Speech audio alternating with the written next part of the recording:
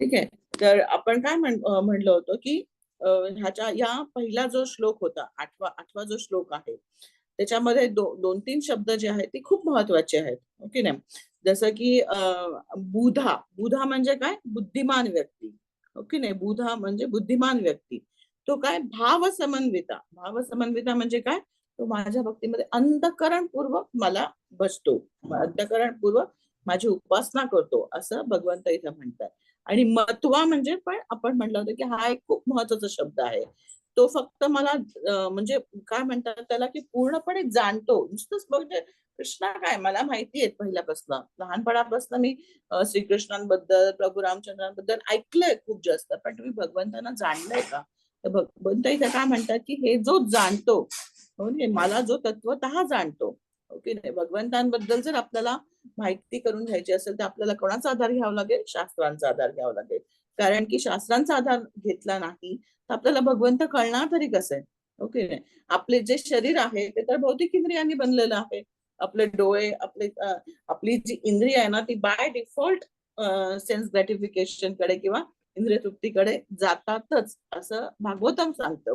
की डोळ्यांनी काहीतरी छान बघावं असं वाटतं, कानांनी काहीतरी छान म्युझिक ऐकावं वाटतं, हाताने काहीतरी वेगळं करावं वाटतं, किंवा जिभेने काहीतरी वेगवेगळे नवीन नवीन रस आस्वादन करावं वाटतं. तर हे सगळं बाय डिफॉल्ट आहे. कारण आपण काय तिन्ही गुणांनी बांधलेलो आहेत ना ह्या जगामध्ये, रज, सत्व आणि तमो. ह्या गुणांनी आपण इथे बांधलेलो आहे. त्याच्यामुळे बाय डिफॉल्ट सेन्स ग्रॅटिफिकेशन कडे आपला जास्त म्हणजे कल असतो. कारण आपण कसं आहोत, आपण बद्ध जीवात्मा आहोत. मग एका बद्ध जीवात्माला भगवंतांबद्दल जाणून घेणं हे इतकं सोपं नाहीये. कारण भगवंत कसे आहे? भगवंत हे इंद्रिय गोचर आहेत. भगवंत हे अधोक्षज आहेत. आपण नेहमी म्हणतो की भगवंतांचं एक नाव हे अधोक्षज. म्हणजे काय? की भौतिक इंद्रियांनी कसे जाणून घेणार ना भगवंत? शुद्ध सत्व मध्ये स्थित आहेत. आपण तर सत्वगुणामध्ये पण आपल्याला जरी आलं तरी प्रभुपाद म्हणतात की it's a big achievement. Being in a सत्वगुणा इट्स अ बिग अचिव्हमेंट आपल्या सगळ्यांसाठी. कारण because most of the time आपल्यामध्ये प्रॉमिनंट काय असतं की पॅशन असते आणि इग्नोरन्स असतो, म्हणजे रजगुण असतो आणि तमगुण असतो. परंतु बिईंग इन सत्वगुणा that is also big achievement.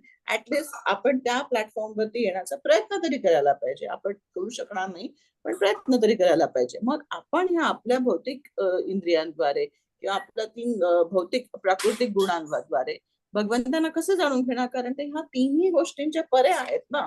म्हणून भगवंतांना जाणून घ्यायचं असेल तर कसं करायचं? म्हणून इतकं भगवंत स्वतःबद्दलच सांगतात की अहम सर्वस्व प्रभू. हे अर्जुना, ह्या सगळ्या जे प्राकृतिक, जे तुला मटेरियल ज्या गोष्टी दिसतात किंवा ज्या स्पिरिच्युअल आहेत, किंवा आपण हेही म्हणलं की मॅटर पासून म्हणलंय ते मटेरियल, स्पिरिट पासून म्हणलं आहे ते स्पिरिच्युअल. बरोबर आहे की नाही? तर आपल्या भौतिक डोळ्यांना काय दिसतंय? आपल्याला हा टेबल दिसतोय, भिंत दिसते, खुर्ची दिसते, सगळं काय आहे? सगळं मॅटर आहे ना. It's a matter. ओके नाही. It's a wood. हे पण वूड आहे. किंवा भिंत आहे, हे आपल्याला मॅटर दिसतंय. पण आपण त्या मॅटरच्या वरती आपण बघू शकत नाही. कारण काय? आपले सेन्सेस पण मटेरियल आहेत. ओके नाही. त्याच्या परंतु शास्त्र आपल्याला काय सांगतं? शास्त्र सांगतं की भगवंत हे कसं, भगवत धाम हे कसं आहे? स्पिरिच्युअल आहे, हो ना, स्पिरिट. पण एवढं नक्कीच आहे आपल्याला, बाकी काही रिअलायझेशन नाहीये भगवंत कसे स्पिरिच्युअल आहेत किंवा भगवंतांचं आध्यात्मिक धामाचे कसं आहेत ह्याचं रिअलायझेशन आपल्याला कदाचित नाहीये. परंतु आपल्याला हे माहिती आहे की या भौतिक गोष्टींमध्ये ना जे सुख मिळतं ना मला, ते खूप लिमिटेड आहे. ओके नाही. एखादा श्रीमंत माणूस असेल त्याच्याकडे सगळे ऐश्वर्य आहेत वगैरे, पण त्याचा त्रास होतो. जसं आपण मागच्या वेळेला आपण बघितलं होतं की अंबानी, म्हणजे त्यांच्याकडे इतकी संपत्ती तरी देखील ते म्हणतात की मला दुःख आहे. म्हणजे आपल्याला आश्चर्य वाटतं की कसं काय बाबा? तर कारण का? त्याच्या मुलाला जो डिसीज आहे त्याच्यामुळे त्याचे स्टिरॉइड वगैरे लागतं. सो ऍक्च्युली जे सुख आहे ते सटल गोष्टींमध्ये, पण आपल्याला दिसतं ते मॅटर दिसतं. ओके नाही. स्पिरिट म्हणजे त्याच्यामध्ये स्पिरिट आहे, अशा गोष्टी आहेत त्या स्पिरिच्युअल. ओके नाही. जसं म्हणून प्रत्येकाच्या हृदयामध्ये परमात्मा आहे.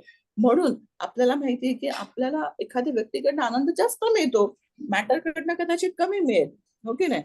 एखाद्या असं एक एक्झाम्पल घेऊया की एखादा खूप श्रीमंत व्यक्ती, पण त्याला अगदी एका साध्या मुलीवरती त्याचं मन आहे, तिच्यावरती प्रेम आहे, तर ती मिळाली नाही तर मला काहीच नाही मिळत आहे, असं होतं.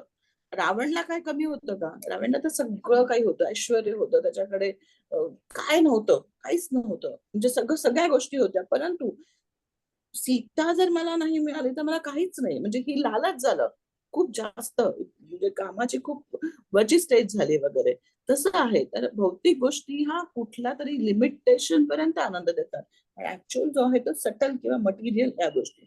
भगवंत म्हणतात की हे जे तुझं भौतिक जग आहे आणि हे जे आध्यात्मिक जग आहे त्या दोन्हींचा सुद्धा उत्पत्ती करता मीच आहे हे अर्जुना. कारण काय, आणि म्हणून मग ह्या जो 8वा श्लोक घेतला ना आपण, त्याच्यामध्ये आपण हे बघितलं की कसे आहेत मग, आणि ह्याला वेगळे रेफरन्सेस दिलेत भगवंतांनी. ओके नाही, तर प्रभुपादांनी खूप सारे रेफरन्सेस दिले की कसं काय. आपण बघितलं की ह्या भौतिक सृष्टीचे उत्पत्ती करता कोण आहे? नारायण, श्रीमन नारायण हे त्याचे उत्पत्ती करता आहे, स्त्रोत आहेत. परंतु त्या श्रीमन नारायणांचे पण उत्पत्ती करता कोण आहे? श्रीकृष्ण आहेत. श्रीकृष्णांपासून बलरामजी, आणि बलरामजींचं पुन्हा एक्सपान्शन होतं 4 ह्याच्यामध्ये. आपण अनेक वेळा बघितलं की बलरामजी स्वतःला विस्तारित करतात भौतिक. तर मग कसं विस्तारित करतात, तर ते वासुदेव, संकर्षण, अनिरुद्ध आणि प्रद्युम्न, आणि मग त्याच्यापासून पुढे हे प्रथम मला तो शब्दच ना हे होतं, चतुर्व्यूह हो ना, आणि मग दुसरं असं करत ते पुढे श्रीमन नारायणांपर्यंत येतात. श्रीमन नारायण म्हणजे कोण? कर्णोदक शाही विष्णू प्रथम. हो की नाही? कर्णोदक शाही विष्णू जे कारण सागरावरती पोहोचलेले असतात. तर ह्या जगाच्या, भौतिक जगाच्या उत्पत्तीचे कारण कोण आहे? श्रीमन नारायण. आता भगवंत कारण सागरावरती पोहोचलेत आणि मग त्यांच्यामधून ती ब्रह्मांड बाहेर पडतात. त्या प्रत्येक ब्रह्मांडांमध्ये मग गर्भोदकशाही विष्णू असतात. गर्भोदकशाही विष्णूच्या रूपामध्ये भगवंत पुन्हा प्रवेश करतात. म्हणजे तुम्ही बघा की भगवंत किती भक्त वत्सल आहेत, किती सुहृद आहे सगळ्यांचे, की भगवंत त्या गोलकधाम मध्ये आहेत. भगवंत स्वतःला विस्तारित करतात, परंतु तरी देखील ते सगळ्यांची काळजी घेतात. ते असं नाही म्हणत की चला आता मी भौतिक जगाची निर्मिती केली ना, आता मला काही नाही. अजून एक गोष्ट की भौतिक जगाची जरी निर्मिती केली तरी जोपर्यंत नारायण रूपाने किंवा कर्णोदक शाही विष्णूच्या रूपाने भगवंत त्या भौतिक स्काय मध्ये किंवा मटेरियल स्काय मध्ये प्रवेश करत नाही, तोपर्यंत काहीच होत नाही, काहीही होत नाही, हालचालच होत नाही. भौतिक प्रकृती थंड असते अशी. ओके नाही? जेव्हा फॉर एक्झाम्पल आपण नेहमी सांगतो की जरी हे ऑटोमॅटिक आहे, म्हणजे पंखा वगैरे हे आहे वगैरे, किंवा कुठली मशीन आहे आजकाल, तर तसं AI बेस्ट, पण एक कुणीतरी कुठंतरी आपला एक हात लागतो ना की ती मशीन चालू करणारा वगैरे. तसंच आहे, जोपर्यंत भगवंत प्रवेश करत नाही तोपर्यंत भौतिक सृष्टीमध्ये काहीच हालचाल होत नाही. आणि भगवंत प्रवेश करतात मग तिच्यामध्ये हलचल व्हायला लागती, आणि मग नंतर भौतिक सृष्टीची निर्मिती होती. मग कसं आहे, ब्रह्मांड प्रगट होतात हो ना, त्या प्रत्येक ब्रह्मांडांमध्ये गर्भोदकशाही विष्णू जाऊन बसतात. बर इतकंच नाही तर भगवंत इतकी काळजी घेतात की भौतिक ब्रह्मांडांमध्ये जरी गर्भोदकशाही विष्णूंच्या रूपाने आले तरी ते परत परमात्मा रूपाने सगळ्यांच्या मध्ये जातात. म्हणजे ते प्रत्येकाची इतकी काळजी घेतात. तर ते शिवदकशाही विष्णूंच्या रूपाने. तर आपल्याला फक्त एवढंच माहिती असतं की नारायणांपासून या जगाची उत्पत्ती झाली, परंतु आपल्याला हे नाही माहिती की या नारायणांचे स्तोत्र कोण आहे, हो ना.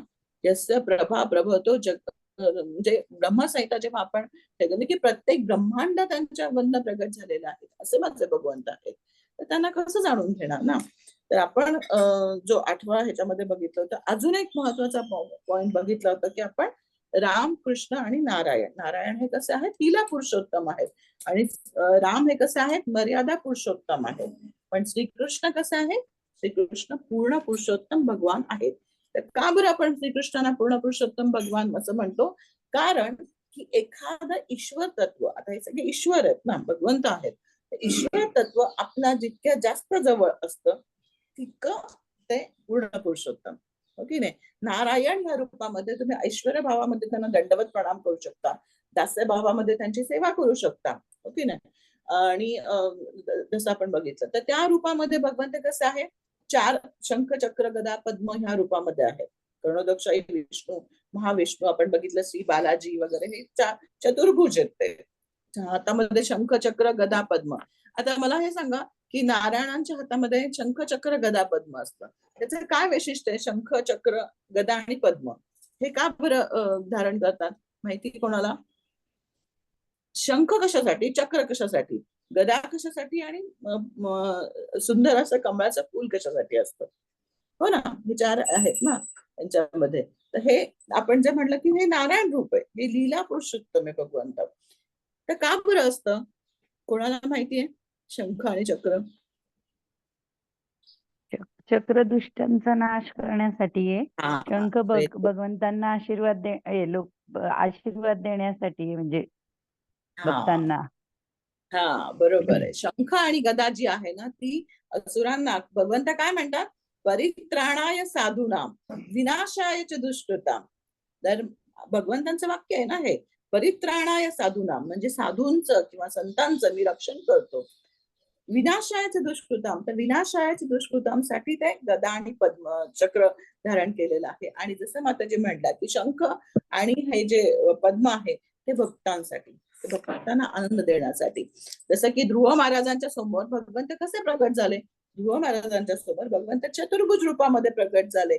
आणि जेव्हा ध्रुव महाराजांनी प्रत्यक्ष भगवंतांना डोळ्यासमोर बघितलं तेव्हा त्यांना काही काही सुचेना, भगवंतांची त्यांना प्रार्थना करायची होती, पण कसं सुचत त्यांना, त्यांचे कुठलेच इंद्रिय त्यावेळेस त्यांना साथ देईना, कारण शक्यच आहे ना.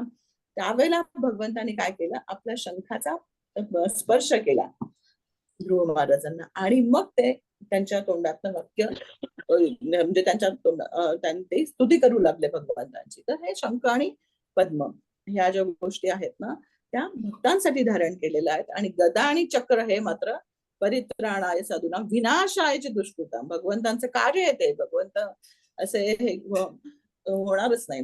तर हे चतुर्भुज नारायण, परंतु त्या रूपामध्ये तुम्ही बघा लिमिटेशन्स आहेत. चतुर्भुज रूपामध्ये लिमिटेशन्स आहेत. आदान प्रदान इतकं जवळच असं होऊ शकत नाही. कारण म्हणूनच आपण हेही बघितलं होतं की भगवंत हे पुढच्या अध्यायामध्ये 11 चॅप्टर मध्ये अर्जुनाला विराट विश्वरूप दाखवणार आहे. विराट नाही, विश्वरूप दाखवणार आहे. त्याच्यामध्ये भगवंत सगळं दाखवणार आहेत. हे सगळे जे आपण बघणार आतापर्यंत जे बघितलेत विभूती, त्या सगळ्या विभूती एकाच वेळेला भगवंतांमधनं प्रगट होणार आणि मग ते दिसणार अर्जुनला. तर इतकं सुंदर ते म्हणजे विश्वरूप जेव्हा दाखवलं तेव्हा अर्जुनाला भीती वाटायला लागली. भगवंता घाबरतोय मी, तुम्ही हे तुमचं विश्वरूप आवडतं घ्या, नकोय मला ते तुमचं विश्वरूप. तर भगवंत हसलाय आणि मग ते म्हणे की पुन्हा, म्हणजे अर्जुन म्हणला की तुम्ही पुन्हा सौम्य व्हा भगवंता, पुन्हा सौम्य व्हा. मग परत त्यांनी चतुर्भुज रूप घेतलं. पण अर्जुन म्हणाला की नाही भगवंता, हे चतुर्भुज रूप पण नको मला, तुमचं नाही, द्विभुज आणि छान छान सुंदर रूप आहे ना, त्याच रूपामध्ये तुम्ही मला जवळचे वाटतात. तर तुम्ही बघा की इथं चतुर्भुज रूपामध्ये थोडेसे लांब वाटतात भगवंत. पण जेव्हा प्रभू रामचंद्रांच्या रूपामध्ये येतात ते, तेव्हा ते काय करतात, ते अगदी म्हणजे वानरसेना स्थापित हे करतात आणि त्यांच्यासोबत ते आदान प्रदान करतात. गुहक सारख्या ट्रायबल जमातीच्या ह्याच्याशी त्याच्याशी सुद्धा आदान प्रदान करतात. म्हणजे काय झालं, भगवंत अजून थोडेसे जवळ आले, हो की नाही. रामचंद्रांच्या रूपामध्ये प्रत्येकाशी आदान प्रदान करतात. सुग्रीव झालं, मग प्रत्येकाशी करतील, इवन राक्षसांशी सुद्धा, विभीषण सुद्धा सुद्धा. म्हणून पण तरी देखील ते मर्यादा पुरुषोत्तम आहेत, भगवंत आहेत, त्याच्यामध्ये पण माधुर्य आहेत प्रभू रामचंद्रांच्या लीलांमध्ये, पण ते एक लिमिटेड असं. पण कृष्ण रूपामध्ये भगवंत काहीच ठेवलं नाही, त्यांनी सगळं दिलं. तुम्ही बघा भगवंतांच्या लीला इतक्या अनोख्या आहेत की त्यांना जी मारायला राक्षसी आली होती पूतना, तिला सुद्धा त्यांनी धात्रीचं स्थान दिलं आध्यात्मिक जगामध्ये.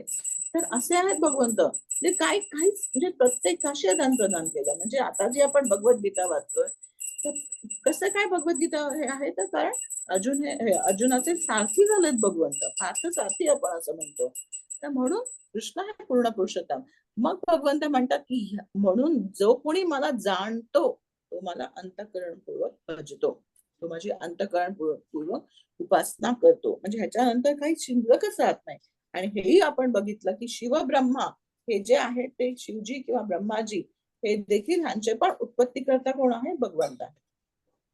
शिवब्रह्मा हे यांचे उत्पत्तीकर्ता देखील कोण आहे, त्यांचे उत्पत्तीकर्ता देखील भगवंत आहे. म्हणून त्यांच्याहून त्यांच्या म्हणजे कृष्णा व्यतिरिक्त कोणीच परम नियंत्रक नाहीये.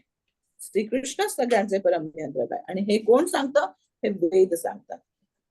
वेदांचा पर्पजच आहे भगवंतांना जाणून घेऊन भगवंतांच्या भक्तीमध्ये संलग्न होणं, हा वेदांचा मूळ उद्देश आहे. आणि आपण हेही बघितलं किंवा वेद बाकीच्या विषयी डिस्कस तरी का करतात? देवी देवतांची पूजा आहे वेदांमध्ये, कर्मकांड सेक्शन आहेत, वेगवेगळे यज्ञ आहेत. सगळ्या गोष्टींचं एकच एक कारण आहे की हृदयाचं शुद्धीकरण कुठल्या तरी मार्गाने होऊन हळूहळू हृदय शुद्ध व्हावं आणि भगवंतांच्या कृष्ण प्रेमाची प्राप्ती करावी. ऍक्च्युली वेदांच्या सगळ्या गोष्टींचा एकच उद्दिष्ट आहे. मग कुठलंही असू दे, कर्मकांड असू दे किंवा काही असू दे, भगवंतांना जाणणे आणि भगवंतांच्या भक्तीमध्ये संलग्न होणे. पण कसं आहे, प्रत्येकाच्या स्टेजेस वेगळ्या वेगळ्या आहेत. कुणी या स्टेजला आहे, कुणी या स्टेजला आहे, कुणी या स्टेजला आहे. प्रत्येकाची चेतना ही वेगवेगळ्या लेवलला आहे आणि प्रत्येकाच्या चेतनेचा वेदांनी विचार केलेला आहे. ओके ना? एखाद्याची चेतना ही या लेवल पासून वरच्या लेवल पर्यंत जायला हवी आहे. तर त्यांच्या प्रत्येकाच्या चेतनेचा विचार केला आहे, म्हणून वेदांमध्ये व्हरायटी आहे. ओके नाही? वेदांमध्ये व्हरायटी आहे. परंतु इथं जेव्हा भगवद्गीतेमध्ये आपण बघतो तेव्हा सर्व उपनिषदो गावे दोग्धा गोपाल नंदना, या सगळ्या उपनिषदांचं जे सार आहे कृष्णाने असं हातात दिलंय अर्जुनाला, अर्जुनाच्या रूपामध्ये आपल्या सगळ्यांना. त्याच्यामुळे म्हणून भगवंत म्हणतात की जो मानतो तो माझ्या भक्तीमध्ये लागतो. हा पहिला झाला. दुसरा जे आपण बघितलं, जो आपण पहिल्यांदा बघितलं की हु इज लॉर्ड. पहिला श्लोक काय सांगतो? हु इज लॉर्ड, कृष्ण कोण आहे. दुसरा श्लोक काय सांगतो की what is the process of devotional service. माझे भक्त मग काय करतात, हो की नाही, किंवा मला जाणण्यासाठी त्यांची काय प्रोसिजर आहे. दोन्ही वेळी आपण बघू शकतो बरं का, की प्रोसेस ऑफ डिव्होशनल सर्व्हिस म्हणजे माझे भक्त काय करतात किंवा काय केल्याने हे भगवंतांना जाणता येतं, दोन्ही पण म्हणू शकतो. कारण जोपर्यंत आपण भगवंतांच्या लीला स्मरण करणारे, कृष्ण कथा समजणार, तुष्यंतीच्या रमंतीच्या करणारे, तोपर्यंत कसं होणार. आपण पुढचा जो श्लोक होता त्याच्यामध्ये काय बघितलं? मच्चित्ता मद्गत प्राणा. आता ह्याच्या प्रत्येकाचा आपण अर्थही बघितला होता. मच्चित्ता म्हणजे काय, की माझं जे स्मरण करतात, स्मरण दाखवतो. मद्गत प्राणा म्हणजे काय, मला नाही भगवंत मिळालं तर माझं प्राण जाईल, अशी त्यांची हे असते की नाही कुणी मला मिळालं तर म्हणजे भगवंत जर माझा नाहीये तर माझ्या आयुष्यात काहीच नाही. I can not live without Krishna, ही त्यांची स्थिती असते. मद्गत प्राणा. बोधयंत म्हणजे काय, श्रवण करतात ते परस्परम. आणि कथयंत म्हणजे काय, कीर्तन करतात. पण दुसरा शब्द खूप महत्वाचा आहे, नित्यम. 24 आवर्स नित्यम. तुष्यंतीच्या रमंतीच्या. ओके नाही, त्याच्यामध्ये ते तुष्यंतीचे म्हणजे काय, आनंद प्राप्त करतात. आणि ह्याच्यामध्ये आपण काय बघितलं की कुठल्याही गोष्टीमध्ये ना रस जेव्हा मिळतो तेव्हा माणूस त्याच्याकडे आकर्षित होतो. आपल्याला अनफॉर्च्युनेटली भौतिक गोष्टींमध्ये जास्त रस आहे म्हणून तिथंच रस मिळतोय. आपण अगदी ग्रॉस एक्झाम्पल दिलं की एखादा माणूस खूप छान असा हापूस आंबा खातोय. आंबा आवडणाऱ्या लोकांना माहिती, आंबा जेव्हा खातो तेव्हा म्हणजे कसं काय, म्हणजे ब्रह्मानंदी हे असं म्हणतात तसं झालं होतं ते, की त्याचा तो नेक्टर टेस्ट करतोय. त्यावेळेला त्या टेस्ट करण्यामध्ये जर कोणी बाधा आणली त्याला राग येतो त्या व्यक्तीचा, की त्यावेळेला डोरबेल वाजली, तो एकट्या घरामध्ये मस्त आंबे आहेत वगैरे, तो अगदी छान टेस्ट करतो आणि त्याच वेळेला घराची बेल वाजली तर त्याला राग येतो की कोण आलं माझ्या एन्जॉयमेंट मध्ये, कोण बाधा आली हो बाई अशी वगैरे.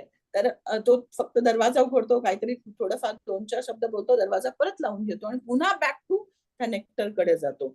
ऍक्च्युली हे खूप ग्रॉस एक्झाम्पल आहे, परंतु भगवंतांचे भक्त हे असेच असतात की त्यांना त्याच्यामधनं इतकं रस आस्वादन करतात त्या भगवंतांच्या कथांमध्ये, भगवंतांच्या श्रवण कीर्तनामध्ये, की त्यांना दुसरा कुठलाही बाधा नको वाटते, नको होतो.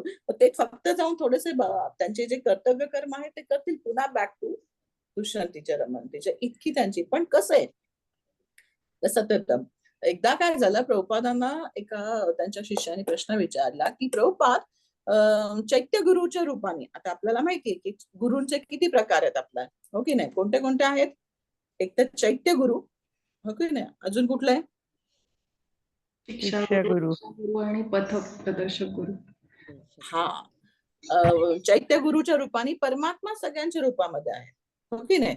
आपण म्हणतो बाबा की तूच डिसाइड कर, कसं डिसाइड करणार, कारण परमात्मा रूपाने भगवंत आहेत. सो परमात्मा इज चैत्य गुरु, है ना. आणि मग चैत्य गुरु आहे. दुसरं असतं पथप्रदर्शक गुरु. आध्यात्मिक मार्गामध्ये आपण जो तो पथ घेतो प्रॉपर. आता जसं की आपण सगळेजण श्रील प्रभुपादांच्या या आंदोलनाशी जोडलेलो आहोत, परंतु आपल्याला वाट दाखवणार कोणीतरी एक व्यक्ती असेल ना, त्यांनी सांगितलं असेल की तू हे करून बघ. सो दॅट इज युअर पथप्रदर्शक गुरु. आणि आपण त्याला कधी विसरलं नाही पाहिजे. जेव्हाही तुमची दीक्षा जरी जेव्हा गुरु महाराजांसमोर असताल आणि जेव्हा दीक्षा जरी होईल, त्यावेळेला सुद्धा आपण आपल्या सगळ्या गुरूंचं स्मरण केलं पाहिजे की ह्यांच्या सगळ्यांच्या एफर्ट्समुळे आपण या लेवल पर्यंत आलेलो आहे. आपण नित्य स्मरण केलं पाहिजे की नाहीच दाखवलं असतं त्यांनी मार्ग तर कसं. तर अर्थात म्हणजे ही कृष्ण भक्ती किंवा कृष्ण भावना ही इतकी पवित्र आहे की ज्या क्षणी व्यक्तीला लक्षात येतं की काय करतोय मी, काय पर्पज आहे माझ्या आयुष्यामध्ये, माझ्या आयुष्याचा काय, तो एक क्षण असतो दॅट इज कॉल्ड एज अथाथो ब्रह्म जिज्ञासा. की त्यावेळेला त्याला लक्षात येतं की नाही नुसतं खाणं पिणं मजा करणं संसार करणं मुलांना पोषण करणं हे माझ्या आयुष्याचं कर्तव्य नाहीये. मला काहीतरी वेगळं पाहिजे. मला हे दिलाय मानवाचा जन्म, तो कशासाठी दिला आहे मला जाणून घ्यायचं याच्यासाठी. तो पहिला तो जो दर्शवतो की हा तिथं जाऊन बघ. पथप्रदर्शक गुरु असतो. शिक्षा गुरु जे आपल्याला रेग्युलर शिक्षा देतात, हो की नाही, ज्यांच्यामुळे आपण भक्तीमध्ये आपण नवीन नवीन गोष्टी शिकतो आणि आपण त्या इम्प्लिमेंट करायचा प्रयत्न करतो, करायला पाहिजे शिक्षा गुरु.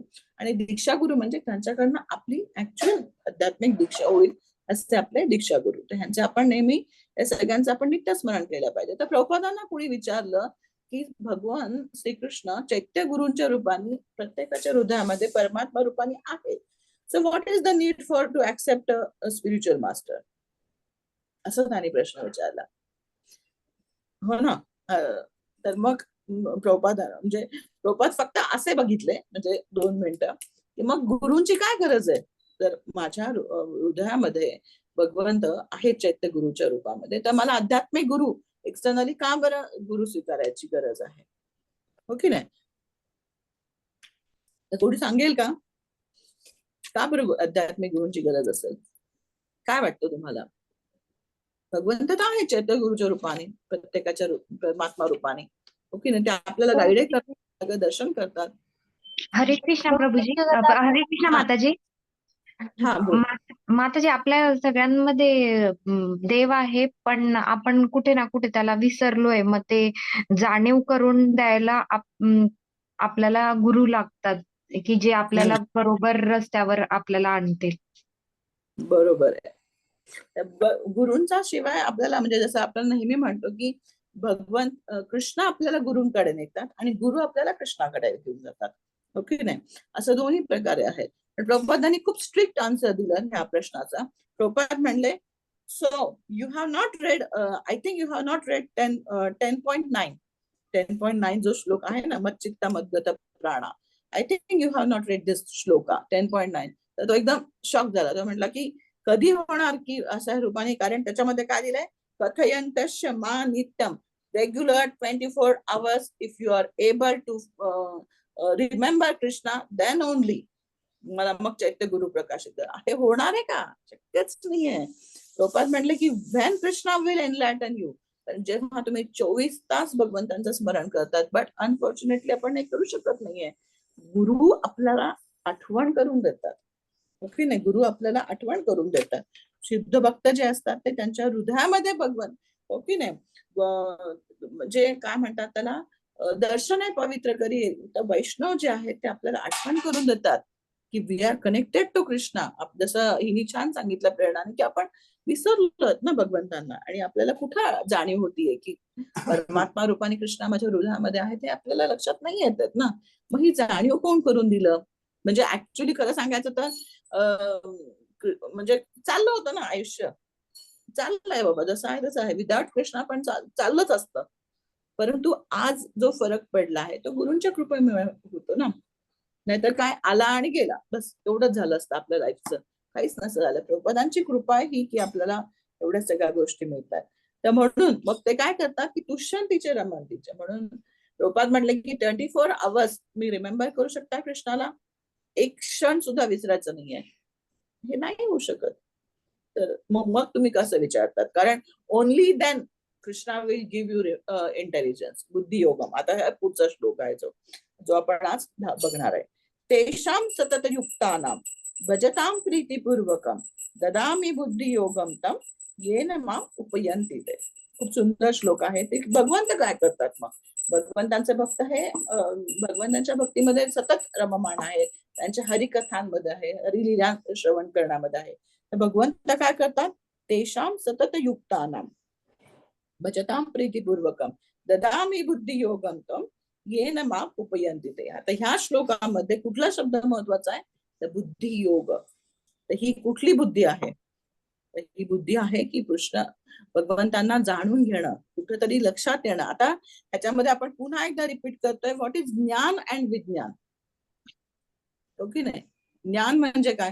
ज्ञान म्हणजे काय हे काय आपण जे शाळेमध्ये शिकतो पहिल्यापासून, हो की नाही? त्याच्याने काय होणार आहे?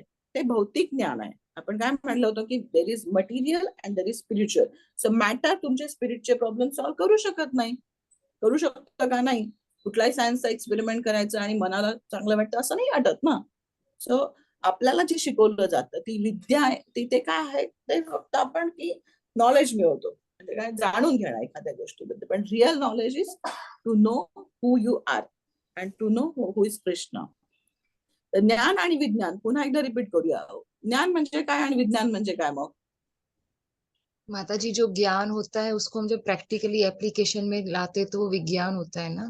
यस यस, ज्ञान जो होता है माता जी बता रहे हैं कि वो थ्योरेटिकली हम उसको बोल सकते हैं, और जिसको प्रैक्टिस में लाते हैं उसको विज्ञान बोल सकते हैं. सो डेफिनेटली और इसमें कुछ एडिशन कर सकता है. तो आप आध्यात्मिक ज्ञान और आध्यात्मिक विज्ञान, ये इसमें क्या क्या है? ये आध्यात्मिक ज्ञान और विज्ञान है ना. देयर इज अ चॅप्टर ज्ञान विज्ञान योग. ओके आहे आपला. कुठला कितवा आहे तो? ध्यान योग. नंतर 7वा चॅप्टर आहे, त्याचं नावच ज्ञान विज्ञान योग आहे. Right. So what is that? म्हणजे आध्यात्मिक ज्ञान काय आहे, आध्यात्मिक विज्ञान काय आहे? मग माताजीने जो बोला वो ठीक है. नॉलेज इज लाइक हम जो थ्योरेटिकली सीखते हैं, विज्ञान जिसको हम आचरण में इम्प्लीमेंट करते हैं उसको विज्ञान कहा जाता है. माता जी, 7 चैप्टर में तो जैसे भगवान ने अपनी विभूति एक तरह से बताया कि मैं पानी में जो टेस्ट हूँ, मैं हूँ, पुरुषार्थ में हूँ. तो भगवान अपनी महानता बता रहे हैं, लेकिन जो विज्ञान तो वो रहेगा जो उसको हम गुरु के द्वारा ही मतलब कैसे भगवान को जान पाएंगे, या जो भी प्रगति करनी है मतलब किसी के गाइडेंस में हम कर सकते हैं. जैसे अभी हम आपका सुन रहे हैं, जैसे कोई शिक्षा गुरु है तो उनके अनुसार फिर हम भगवान को जान सकते हैं. ओके. अजून कोणी ऍड करू शकेल? आता हे ज्ञान म्हणजे ते आता तुम्ही जे देताय ज्ञानाला, ते ज्ञानच झालं आध्यात्मिक ज्ञान.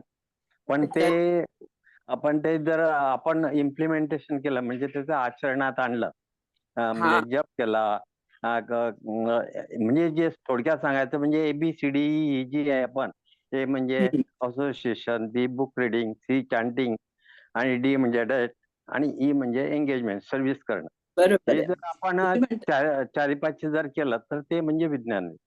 हरे कृष्ण. ओके. प्रभूजी खूप छान सांगितलं. आपण थोडस ह्याच्यामध्ये अजून डिटेल बघणार आहोत. सर, आपल्याला भगवद्गीतेमध्ये एक सुंदर शब्द आहे बघा, ब्रह्मभूत प्रसन्नात्मा न शोचती न कांक्षती. ब्रह्मभूत या शब्दाचा अर्थ काय होणार आहे? मग ब्रह्मभूत शब्दाचा अर्थ आहे की असा व्यक्ती जो ज्ञानाने समृद्ध होतो. कोणत्या ज्ञानाने? आध्यात्मिक ज्ञानाने. कारण भौतिक ज्ञान हे आपण बघितलं की ते काय कामाचं नाहीये, ते एका स्टेज पर्यंत कामाचं आहे. परंतु आता इथे खूप सारे इंजिनियर्स आहेत, पण ती इंजिनिअरिंगची डिग्री आपल्याला आयुष्याचे प्रॉब्लेम सॉल्व्ह करण्यासाठी मदत करते का? नाही करत. अनफॉर्च्युनेटली नाही करत. असं ज्ञान ऍक्च्युली पूर्वी मिळवायचे गुरुकुलमध्ये जेव्हा व्यक्ती जायचा, की त्याच्यामुळे तो नॉट इव्हन स्वतःच्या काय म्हणतात त्याला, जे काही प्रोफेशन आहे ते पण तो व्यवस्थित करायचा, पण ऍट द सेम टाइम आयुष्यात जर काही प्रॉब्लेम आले तर तो त्याला सॉल्व्ह करू शकायचा, कारण त्याच्याकडे ते रिअल नॉलेज होतं. पण आता आजकाल जे आहे ना, जी आपण शिकतोय इंग्रजांची विद्या, त्याच्याने काही होत नाही. त्याच्याने काहीही होत नाही. फक्त आपल्याला एक काय म्हणतात त्याला, पैसा कमवण्याचं साधन असं आपण मिळवू शकतो. परंतु जेव्हा प्रॉब्लेम्स होतात तेव्हा नाही होऊ शकत. म्हणून हे ज्ञान जे आहे ना, का बरं नाही असं होत, कारण दॅट इज द मॅटर फक्त तेवढंच करू शकतो, स्पिरिटचे प्रॉब्लेम ते सॉल्व्ह करू शकत नाही. म्हणून आपल्याला आध्यात्मिक ज्ञानाची गरज आहे, आध्यात्मिक ज्ञानाची गरज आहे आपल्याला, हो की नाही. तर जेव्हा आयुष्यात क्रायसिसची सिच्युएशन येते तेव्हा ते ज्ञान काय कामाला येतं, काही कामाला येत नाही. तर ज्ञान ह्या शब्दाचा अर्थ आहे की आध्यात्मिक ज्ञानाच्या दृष्टीने मी आता सांगते, ज्ञान आणि विज्ञान योग जे आहेत ना, ते भगवंतांनी जे सांगितले, so the knowledge of spiritual identity, that I am not this body, I am the spirit soul. The knowledge of our spiritual identity, मी एक स्पिरिच्युअल एंटिटी आहे, मी काही हाडामासांचा बनलेला जीव नाहीये, हे जे आहे ना, हे झालं ज्ञान, हे आध्यात्मिक ज्ञान. ज्ञान विज्ञान योग मधलं ज्ञान जे म्हणतायत ना, ते हे ज्ञान की the knowledge of our spiritual identity that one attains when he does not consider oneself as the body, material body. जेव्हा व्यक्तीला हे समजतं की हे मी भौतिक शरीर नाहीये, मी सच्चित आनंद विग्रह असा भगवंतांचा एक अंश आहे, हे कळणं म्हणजे ज्ञान, हे दॅट इज एनलायटनमेंट. हे जेव्हा पूर्ण मात्रेमध्ये कळतं तेव्हा व्यक्तीला मग ब्रह्मभूत या लेवलवरती जाऊन, ब्रह्मभूत हा शब्द पुन्हा पुन्हा येणार आहे पुढे जाऊन, पण ब्रह्मभूत प्रसन्नात्मा न शोचते न कांक्षते, जेव्हा त्या व्यक्तीला हे कळतं की हे मी शरीर नाहीये, मी आत्मा आहे, तेव्हा मग त्याच्या जीवनामध्ये ती दुःख राहत नाही, ओके ना. So this is the revival of our spiritual realization और revival of our spiritual identity is knowledge. So what is revival? Revival म्हणजे काय? तर म्हणजे ही जी ओळख आहे माझी ती शाश्वत आहे, पण काय अनफॉर्च्युनेटली जसं आत्ताही मी म्हणलं होतं प्रेरणाने, मी विसरलीये ना, मला नाही आठवत ना कृष्ण, मला हेही आठवत नाही की मी एक आध्यात्मिक जीव आहे, मला हेही नाही माहिती. कारण का? कारण वर्षानुवर्ष काय जन्मानुजन्म मी फक्त मॅटरच्या संपर्कात आहे, मी फक्त भौतिक प्रकृतीच्या गुणांमध्ये आहे. मला कसं कळावं भगवंत जे अध्यक्ष आहे त्यांचं कसं दर्शन व्हावं? नाही होऊ शकत ना. म्हणून ज्या क्षणी हे कळतं दॅट इज नॉलेज, ओके नाही. तर ज्ञान म्हणजे माझ्या आध्यात्मिक काय म्हणतात, आयडेंटिटी म्हणजे काय, आध्यात्मिक ओळख, माझी स्वतःची आध्यात्मिक ओळख, ओके नाही. माझी स्वतःची आध्यात्मिक ओळख म्हणजे ज्ञान. जेव्हा मला हे कळतं की मी शरीर नाही, मी एक शाश्वत असा आत्मा आहे, हे जेव्हा कळतं तेव्हा त्याला आध्यात्मिक ज्ञान असं म्हटलं. जेव्हा हे कळतं तेव्हा बऱ्याचशा गोष्टी सुखकर होतात आयुष्यातल्या, बऱ्याचशा गोष्टी सुखकर होतात, ओके नाही. So that is called the अजून पुन्हा त्याच्यामध्ये the distinction between material existence and spiritual existence is knowledge, is called ज्ञान. भौतिक अस्तित्व. आणि आता आपण काय करतोय, आपण हे सगळं का डिस्कस करतोय, एवढं चतुश्लोकी गीता आपण डिटेलमध्ये का डिस्कस करतोय, हे आपल्याला कळावं की बाबा रे, मी म्हणजे काय, हे भौतिक शरीर नाही बाबा, हे शरीर तर थोडं थोडं त्रास देणारच ना, ओके नाही. प्रॉब्लेम्स नाही असं कुठलाच व्यक्ती नाही या जगामध्ये, थोडे थोडे थोडे छोटे आहेत, कोणाला मोठे आहेत, कोणाला मन त्रास देतं, कोणाला शरीर त्रास देतं. म्हणजे ऍक्च्युअली 16 माळा जप करताना सुद्धा इव्हन इथं दुखतं, बसू शकत नाही आपण, इतकं तर आपण अडकलेलो, आपण भौतिक प्रकृतीच्या इतक्या जास्त संपर्कात आहोत. तर ज्या क्षणी आपल्याला हे कळतं that is called as knowledge, ज्ञान. आता विज्ञान म्हणजे काय मग? तर विज्ञान म्हणजे रिअलायझेशन. ह्या ज्ञानाचं जेव्हा तुम्हाला रिअलायझेशन होईल, जेव्हा त्याचा साक्षात्कार होईल, त्याची जी अनुभूती होईल, ते खरं झालं विज्ञान, the practical. So after coming to the, आता मी फक्त वाचून दाखवते, नंतर आपण बघूया.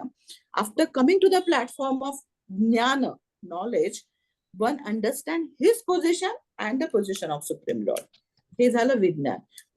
मी तर शाश्वत आत्मा आहे, मी काय हे शरीर नाही, हे कळलं ज्ञानमध्ये. परंतु भगवंत कोण आहेत आणि माझा आणि भगवंतांचा काय संबंध आहे, मी म्हणजे जिवेरे स्वरूपे कृष्णर नित्यदास, हा हे जे आहे ते आहे विज्ञान. So scientific knowledge of lord, supreme lord is called as विज्ञान. सायंटिफिक विज्ञान आहे ना, ते सायन्स आहे ते.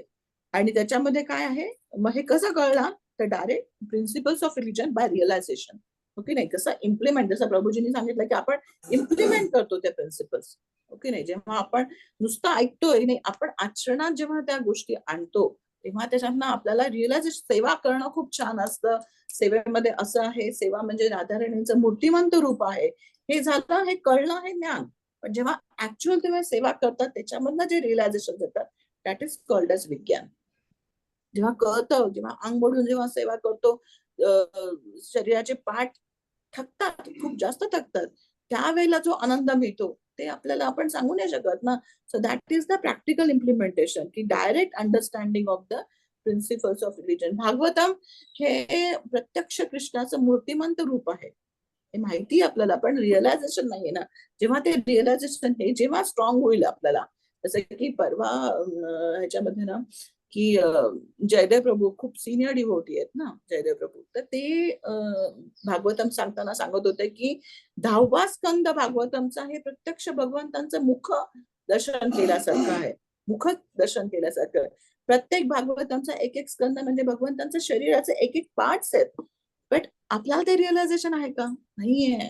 आपल्याला तसं वाटतं का? नाही, असं ते म्हणत होते बरं का, जेव्हा की ते खूप सिनियर डिव्होटी आहेत.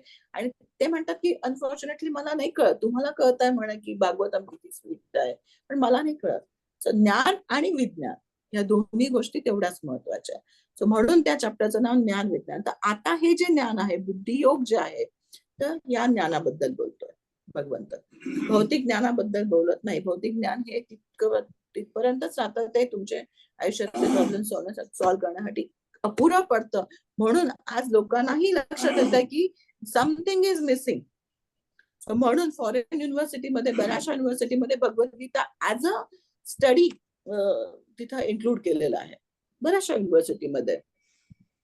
कारण का? कारण त्यांना पण असं झालं की हे काहीतरी वेगळं आहे ना, हे प्रभुपादांचे. आणि मग हे म्हणून हा बुद्धियोगाबद्दल भगवंत म्हणतात की ज्याच्यानी भगवत धामात जाण्याचा तो व्यक्ती प्रयत्न करतो आणि कृष्ण भावना स्वीकारतो, कृष्ण सेवेमध्ये डायरेक्टली एंगेज होतो, असा बुद्धियोगाबद्दल म्हणतात. आणि कृष्ण काय म्हणतात? ददामी, मी काय करतो? देतो अशा व्यक्तीला, जेणेकरून तो अजून माझ्यापर्यंत येईल. म्हणून प्रभुपादांनी काय केलं? प्रभुपादांनी कनेक्ट करून टाकलं. प्रभुपादांनी काय केलं तर कृष्ण प्रसादशी, कृष्ण सेवेशी कनेक्ट करून टाकलं लोकांना. आणि त्याच्यामुळे बघा चमत्कार झाले ना ऍक्च्युली. जेव्हा काल ते व्हिडिओ मी आपल्या ग्रुपवरती पाठवला, त्याच्यामध्ये मी जेव्हा बघितलं ते सुरुवातीचे दिवस प्रभुपादांचे, प्रभुपाद यूज टू क्राय, कसं मी या लोकांना प्रीचिंग करू, ते कसे राहतात, कसे वागतात. आणि प्रभुपाद जे संन्यासी आहेत, जे वृंदावन मध्ये राहतात, जिथे त्यांना इतकं शुद्ध व्यवहाराची सवय आहे, आणि जेव्हा त्यांनी न्यूयॉर्क मध्ये जाऊन बघितलं तर ना हे लोक शुचिरभूत आहेत, नाहीयेत, कुठल्याच प्लॅटफॉर्म वरती नाहीयेत ते.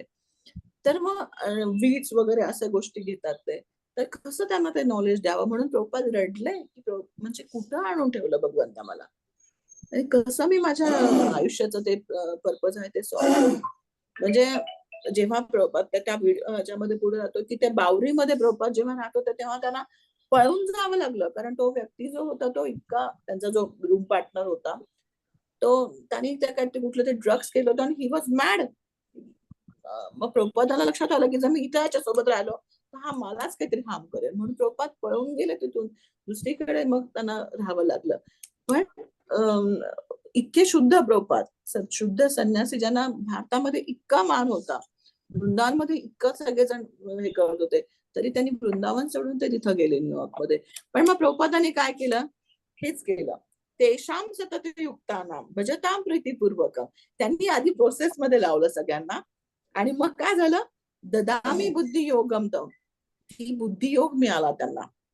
तुम्ही बघा त्यांचे सुरुवातीचं जे त्या व्हिडिओमध्ये ते लोक असे, म्हणजे अगदी जीन्स वगैरे घालून आणि हे वगैरे, आणि फुल असे ट्रान्स मध्ये असल्यासारखे डान्स करतात. तेच लोक दुसऱ्या ह्याच्यामध्ये तुम्ही बघताल, सगळेजण छान कॉटन साडी घालून, छान दुप्पट डोक्यावर पदर घेऊन, तिलक लावून ते हे करतात. एवढं मोठं ट्रान्सफॉर्मेशन होतं कसं? So this is the answer, ददामी बुद्धियोगम. तो भगवंत देतात. प्रभुपादांनी काय केलं? कनेक्ट केलं सगळ्यांना. पहिलं तर त्यांनी कृष्ण प्रसाद दिला, त्यांना प्रसादाशी कनेक्ट केलं. मला तर ते काल व्हिडिओ बघताना म्हणजे डोळ्यात पाणी आलं की Prabhupada use to cook for 20. मी रोज 20 लोकांसाठी खाणं बनवायचो म्हणे. रोज 20 लोकांसाठी.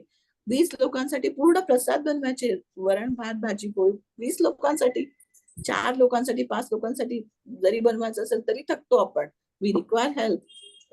15-20 लोकांसाठी रोज बनवायचे ऍट द एज ऑफ 72, 73. कसं काय शक्य आहे ना एवढं? नाही सॉरी 73 नाही, हा बरोबर आहे. तर इतकं कसं काय होऊ शकतं? आणि त्याच्यामध्ये त्यांनी सांगितलं की त्यांनी कनेक्ट केलं ना त्यांना असं नाही केलं त्यांनी की चला बाबा मी तुम्ही बसा आणि भगवद्गीता ऐका, मी तुम्हाला ते ज्ञान देतो. नाही, त्यांनी काय केलं, विज्ञान रिअलायझेशन द्यायला सुरुवात केली. सो कृष्ण प्रसाद खाल्ल्यानंतर जे छान वाटतं, सो कनेक्टेड टू कृष्णा. मग ते हळूहळू ऐकायला लागले. एखादा व्यक्ती ऐकेल कसा, त्याच्याशी आधी काहीतरी काय म्हणतात त्याला बॉन्डिंग तर क्रिएट करायला लागेल ना. सो प्रभुपादांनी आधी ते बॉन्डिंग क्रिएट केलं. असं त्यांना वाटलं की माझ्या आयुष्यात कुणी नसेल तरी प्रभुपाद असतील. जेव्हा मला दुःख होईल तेव्हा एक व्यक्ती आहे जो माझ्यात ऐकून घेईल किंवा जो मला चांगला सल्ला देईल किंवा जो माझ्या बरोबर असेल, हा विश्वास त्यांना निर्माण झाला. So they were not knowing Krishna but they वर नोईंग प्रभुपाद. तेच. आणि तुम्ही प्रभुपादांच्या डिसायपलला बघितलं ना, ते मोस्ट ऑफ द टाइम ते प्रभुपादांबद्दलच जास्त बोलतात. ते म्हणतात की आम्हाला कृष्णा नव्हता माहिती, आम्हाला राधाराणी कोण आहे माहिती नाही, पण प्रभुपाद माहिती आहे. सो प्रभुपादांनी त्यांना हे सगळं दिलं. ओके ना. म्हणून बुद्धियोगम ददामी बुद्धियोगम तो. म्हणून मग ते काय करतात, माझी सेवा करण्यात युक्त झालं की मग त्यांना मी असे ज्ञान देतो की ते माझ्यापर्यंत येऊन पोहोचतात. सो विज्ञान मीन्स रिअलायझेशन. विज्ञान means practical implementation of what ever you heard. आपल्याला जे रिअलायझेशन आहेत ना. सो ज्ञान म्हणजे काय, मी शरीर नाही, मी आत्मा आहे, हे कळलं. कधी कळेल पण ते कळणं आणि वळणं ह्याच्यामध्ये फरक आहे ना. सो दॅट कळणं म्हणजे ज्ञान, पण वळणं म्हणजे काय की ते काय झंझोड के रख देगा असं टाइप्स की ही रिअलायझेशन जेव्हा होईल मग जेव्हा हे दुसरं जेव्हा स्ट्रॉंग होईल ना विज्ञान, तेव्हा नाही राहू शकत मग कृष्ण प्रेमाशिवाय, कृष्ण नामाशिवाय, कृष्ण भक्तीशिवाय, कृष्ण सेवेशिवाय नाही राहू शकणार तो व्यक्ती. आणि मग अशा स्टेजला काय म्हटलं जातं, ब्रह्मभूत स्टेज. ह्या स्टेजला भगवद्गीतेमध्ये ब्रह्मभूत असं म्हटलं आहे. म्हणूनच म्हणलं की ब्रह्मभूत प्रसन्नात्मा न शोचती न कांक्षती. मग त्याला त्याच्या आयुष्यामध्ये दुःख करण्यासारखं काही उरतच नाही, ना हर्ष करण्यासारखं काही उरतं. कारण काय, ही नोज एव्हरीथिंग. हे सगळं कनेक्टेड टू माय कृष्णा. या जगात जे काय आहे ते कनेक्टेड टू माय कृष्णा. कशाचं मी लॅमेंटेशन करून कशाचा मी आनंद घेऊ. म्हणून त्याला ब्रह्मभूत असं स्टेज मध्ये. ह्या खूप मोठ्या गोष्टी आहेत त्या आपण आता डिस्कस करतो. सो बुद्धियोग म्हणजे हे लक्षात आलंय सगळ्यांना. बुद्धियोग म्हणजे कसा, ते ऍक्च्युअल बुद्धी म्हणजे काय ना, बुद्धिमान असा शब्द पुन्हा पुन्हा प्रभुपाद प्रत्येक स्क्रिप्चर मध्ये वापरतात. तर कुठली बुद्धी बाबा, ते काय म्हणजे काय डॉक्टर इंजिनियर वाले लोकच भगवद्गीता जाणू शकतात ते नाही, अजिबात नाही. हा बुद्धियोग, हा बुद्धेशाम सतत युक्ता, जो राहू नाही शकत माझ्याशिवाय हा व्यक्ती राहूच शकत नाहीये. आपण मागेही बघितलं होतं की एखादा भक्त असतो, त्याचे 3 स्तर असतात. कुठले, मध्यम अधिकारी, कनिष्ठ अधिकारी आणि उच्च अधिकारी. ह्या 3 गोष्टी असतात. आठवते कोणाला काय काय असतात बरं? आणि कनिष्ठ अधिकारी म्हणजे काय? कनिष्ठ अधिकारी सांगितलं होतं माताजी तुम्ही. सांगितलं होतं, बरोबर आहे की नाही. तर काय कनिष्ठ अधिकारी म्हणजे काय, निओफाईट, नवसाधक जो असतो ना, तो काय करतो, मंदिरात जातो, त्याला खूप छान वाटतं, किती छान आहे ते राधा राणी कृष्ण. NVCC मध्ये गेल्यानंतर हे किती सुंदर दिसतात, इथं आलं की मला मनाला छान वाटतं. पण तो कुठं बघतोय, फक्त विग्रहांमध्ये भगवंतांना बघतोय, हो ना. मनाने सरळ, हृदयामध्ये श्रद्धा आहे, पण शास्त्रांचं ज्ञान नाहीये त्या व्यक्तीला. शास्त्रांचं ज्ञान नाहीये. किती महत्वाचं आहे बघा शास्त्रांचं ज्ञान असणं. त्या व्यक्तीला शास्त्रांचं ज्ञान नाही, त्याच्यामुळे त्याला भगवान विग्रहांमध्ये तर भगवंत दिसतात, परंतु त्याला भक्तांमध्ये मात्र भगवंत दिसत नाही. मग तो काय करू शकतो, तो भक्तांविषयी मात्र पूर्ण जाणत नसल्यामुळे तो भक्तांशी फ्रेंडशिप किंवा भक्तांशी मैत्री करू शकत नाही. ओके नाही. तर फक्त त्याला उलट माहिती असतं की कृष्ण आहेत बाबा, कृष्ण आहेत आणि कृष्णाची मी भक्ती करतो, पण त्याची श्रद्धा मात्र चांगली असते. अशा व्यक्तीला काय म्हणतो आपण की कनिष्ठ अधिकारी, neophyte stage. Okay. But he has full faith in Krishna. But next लेवलचा जो व्यक्ती आहे त्याला मध्यम अधिकारी असं म्हटलं जातं. तो कोण आहे? दीज आर प्रीचर्स, म्हणजे जे प्रचार करतात वगैरे. त्याला काय की तो शास्त्रांचं ज्ञान त्याच्याकडे व्यवस्थित आहे, की शास्त्र त्यांनी व्यवस्थित जाणलेली आहेत आणि तो स्वतः कन्व्हिन्स आहे आणि तो दुसऱ्याला पण कन्व्हिन्स करू शकतो. आता कनिष्ठ अधिकारीच्या स्टेजमध्ये काय असतो माहिती का? त्या व्यक्तीला कुणी धक्का देऊ शकतं, कुणी कधी धक्का देऊ शकतं आणि तो त्याच्या त्या चालत असलेल्या गोष्टीवर कधीही दुसरा पुढे पटकन टर्न होऊ शकतो. मग ह्याचंही चांगलं, अरे वा हा किती छान, हा व्यवस्थित सांगतोय, हा अरे वा हा पण चांगला सांगतोय, असं होतं. मग त्याला कुणी पथभ्रष्ट करू शकतो, पटकन दुसरीकडे डेव्हिएट करू शकतो. It is very easy to deviate the kanishtha adhikari stage. म्हणून प्रभुपाद आपल्या सगळ्यांकडनं काय अपेक्षा करतात? ऍटलिस्ट मध्यम अधिकारीच्या स्टेज, मध्यम अधिकारीच्या स्टेजवरती तुमची श्रद्धा दृढ होते, तुमचं कन्व्हिक्शन दृढ होतं, तुम्हाला सहजासहजी कोणी हलवू शकणार नाही. म्हणजे कनिष्ठ अधिकारीच्या स्टेजमध्ये अरे काय 16 माळा जप कशाला करायचा, का बरं करायचा? अरे त्याच्यापेक्षा तू 2-4 माळा कर, मनापासून कर, तू करशील. स्मरण करणं महत्वाचं आहे ना भगवंताचं. मला विचार करतो, हा बरोबर आहे, असंच बरोबर आहे. मी जर 2 माळा चांगला केला तर मी 16 माळा कशाला करतोय प्रबोधन? नाही ठीक आहे, बरोबर आहे. मग तो डेव्हिएट पटकन होऊ शकतो, ही गेट्स इझिली डेव्हिएटेड. म्हणून त्यांना पकडून ठेवायला पाहिजे, कनिष्ठ अधिकाऱ्यांना पकडून ठेवायला पाहिजे तेवढं, नाहीतर मग ते पण कधी डेव्हिएट होऊ शकतात, हो की नाही? नाही बरोबर आहे, हा हे असं पण बरोबर आहे. हा म्हणजे काय सोडायचं, कांदा लसूण सोडण्याने काय फार फायदा होणार नाहीये काय, ठीक आहे ना, it's okay if I don't follow that. चाललंय माझं life already. So because you don't have the conviction कधी मिळतं? कन्व्हिक्शन शास्त्रांचं वाचन केल्यावरती मिळतं. कन्व्हिक्शन हे जे आपण बोलतो ज्ञान विज्ञान योग, त्याच्याने कन्व्हिक्शन मिळतं. आणि त्याच्यासाठी बट मग त्यांनी काय केलं पाहिजे? व्हॉट इज हिज रिस्पॉन्सिबिलिटी नाव? कनिष्ठ अधिकारी त्याने चिटकून राहायला पाहिजे. पकडे रहना छोडना नाही, पकडे रहना छोडना नहीं, अशी एक ऍडव्हर्टाईज होती ना, तसं आहे ते. पकडे रहना छोडना नहीं, छोड़ दिया तो फिर back to original life and back to material life काही मिळणार नाहीये. गौरांग प्रभू नेहमी म्हणायचे की अरे सब जगह को छोड़ के तो यहाँ पे आए, इसको छोड़ के कहाँ जाओगे? सबको छोड़ा, सबको हमको पता, म्हणायचे की हमको पता है यहाँ पे नहीं है पूरा आनंद, इसलिए तो यहाँ पे आए हो, इसको छोड़ के कहाँ पे जाओगे? बट कनिष्ठ अधिकारीच्या स्टेज मध्ये काय असतं? त्याला पटकन कोणी पण कन्व्हिन्स करू शकतं, त्याला पटकन कोणी आपल्याकडे ओढू शकतं. सो ऍटलिस्ट आपण सेकंड लेवलला जाण्याचा प्रयत्न केला पाहिजे, जिथं आपल्याला शास्त्रांवरती दृढ विश्वास आहे. मला इझिली माझा फेथ कोणी शेक करणार नाही. I very well know why I am chanting 16 rounds. I very well know why I am offering my food. म्हणजे मी कृष्ण प्रसाद का खाते आहे, किंवा मी रोज 16 माळा जप का करते आहे, मी शास्त्रांचं रोज थोडं वाचन करण्याचा प्रयत्न का करते, ह्या सगळ्यांची उत्तरं माझ्याकडे आहेत. I am fully convinced and I can convince others. So that is the level of preachers. So त्या स्टेजमध्ये तो प्रीचर्स होतो.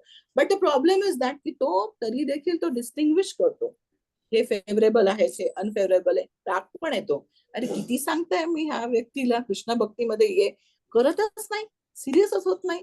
राग पण किती सांगायचं त्यांना. म्हणजे जसं की मागे रासविग्रह प्रभू ना त्यांनी विचार, म्हणजे एकदा म्हणजे प्रभूजींना तर नेहमी इन्व्हाइट करायचं, पण ते अरे माताजी त्यांना आता सगळा पुढचा रस्ता दाखवला, का बरं ते मनापासून स्वीकारत नाहीये म्हणे. त्यांना सांगा ना म्हणे, आता त्यांना पुढचा रस्ता दाखवलाय, त्यांच्या तुझ्या भवानीनेच त्यांना पुढचा रस्ता दाखवलाय, ते का एक्सेप्ट करत नाही ह्या गोष्टीला? तर फेवरेबल मध्ये डिस्टिंग्विश करतो. पण उच्च अधिकारी जे आहेत, जे प्रभुपादांसारखे व्यक्ती आहेत, ते कसे आहेत? ते महाभागवत आहेत. महाभागवत म्हणजे त्याला कुणीही वाटतच नाही की हा व्यक्ती फेवरेबल नाहीये किंवा हा अनफेवरेबल आहे. सगळ्यांच्या हृदयामध्ये ते परमात्मालाच बघतात. असा व्यक्ती मग काय आहे? सगळ्या वेदांचं सार जाणतो, वेदांचं सगळ्यात सार त्या व्यक्तीपाशी असतं. आणि असा व्यक्ती मग काय करतो? प्रभुपादांसारखं तो असंभवला पण संभव बनवू शकतो. असंभव होतं त्यांना भक्त बनवणं, खूप अवघड होतं, म्हणजे खरंच खूप अवघड होतं. But he could have done, he could do it because तेवढं शास्त्राचं कन्व्हिक्शन होतं. आणि दुसरं म्हणजे काय की त्यांच्या हृदयात इतकी करुणा होती सगळ्यांबद्दल, की तुम्हाला नाही माहितीये की तुम्हाला काय दुःख आहे, मला माहिती तुमचं दुःख काय आहे, आणि दुःख दूर करण्याचं माध्यम पण माझ्याकडे आहे, म्हणून कृपया हे घ्या. जे ज्ञान तुम्ही विसरून आला होता भारतामध्ये, ते आध्यात्मिक ज्ञान देण्यासाठी मी स्वतः आलोय. सो हे कन्व्हिक्शन आहे. सो ददामी बुद्धियोगम तम हा आपला श्लोक होता. तर बुद्धियोग म्हणजे हे. आता आपण जो लास्ट श्लोक आहे हा, आपण हा श्लोक वाचला का? 10वा श्लोक वाचला आपण, तेषाम सतत युक्ताना असला होता ना मागच्या वेळेस. आता लास्ट श्लोक आहे, तेषामेवानुकंपार्थ अहम अज्ञानजम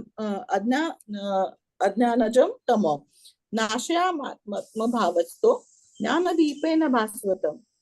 तेषामेवानुकंपार्थ, इथं थांबूया, इथं थांबायचं ब्रेक. अहम अज्ञानजम तम नाशयाम्यात्मभावस्तो इथं ज्ञानदीपेन भास्वत.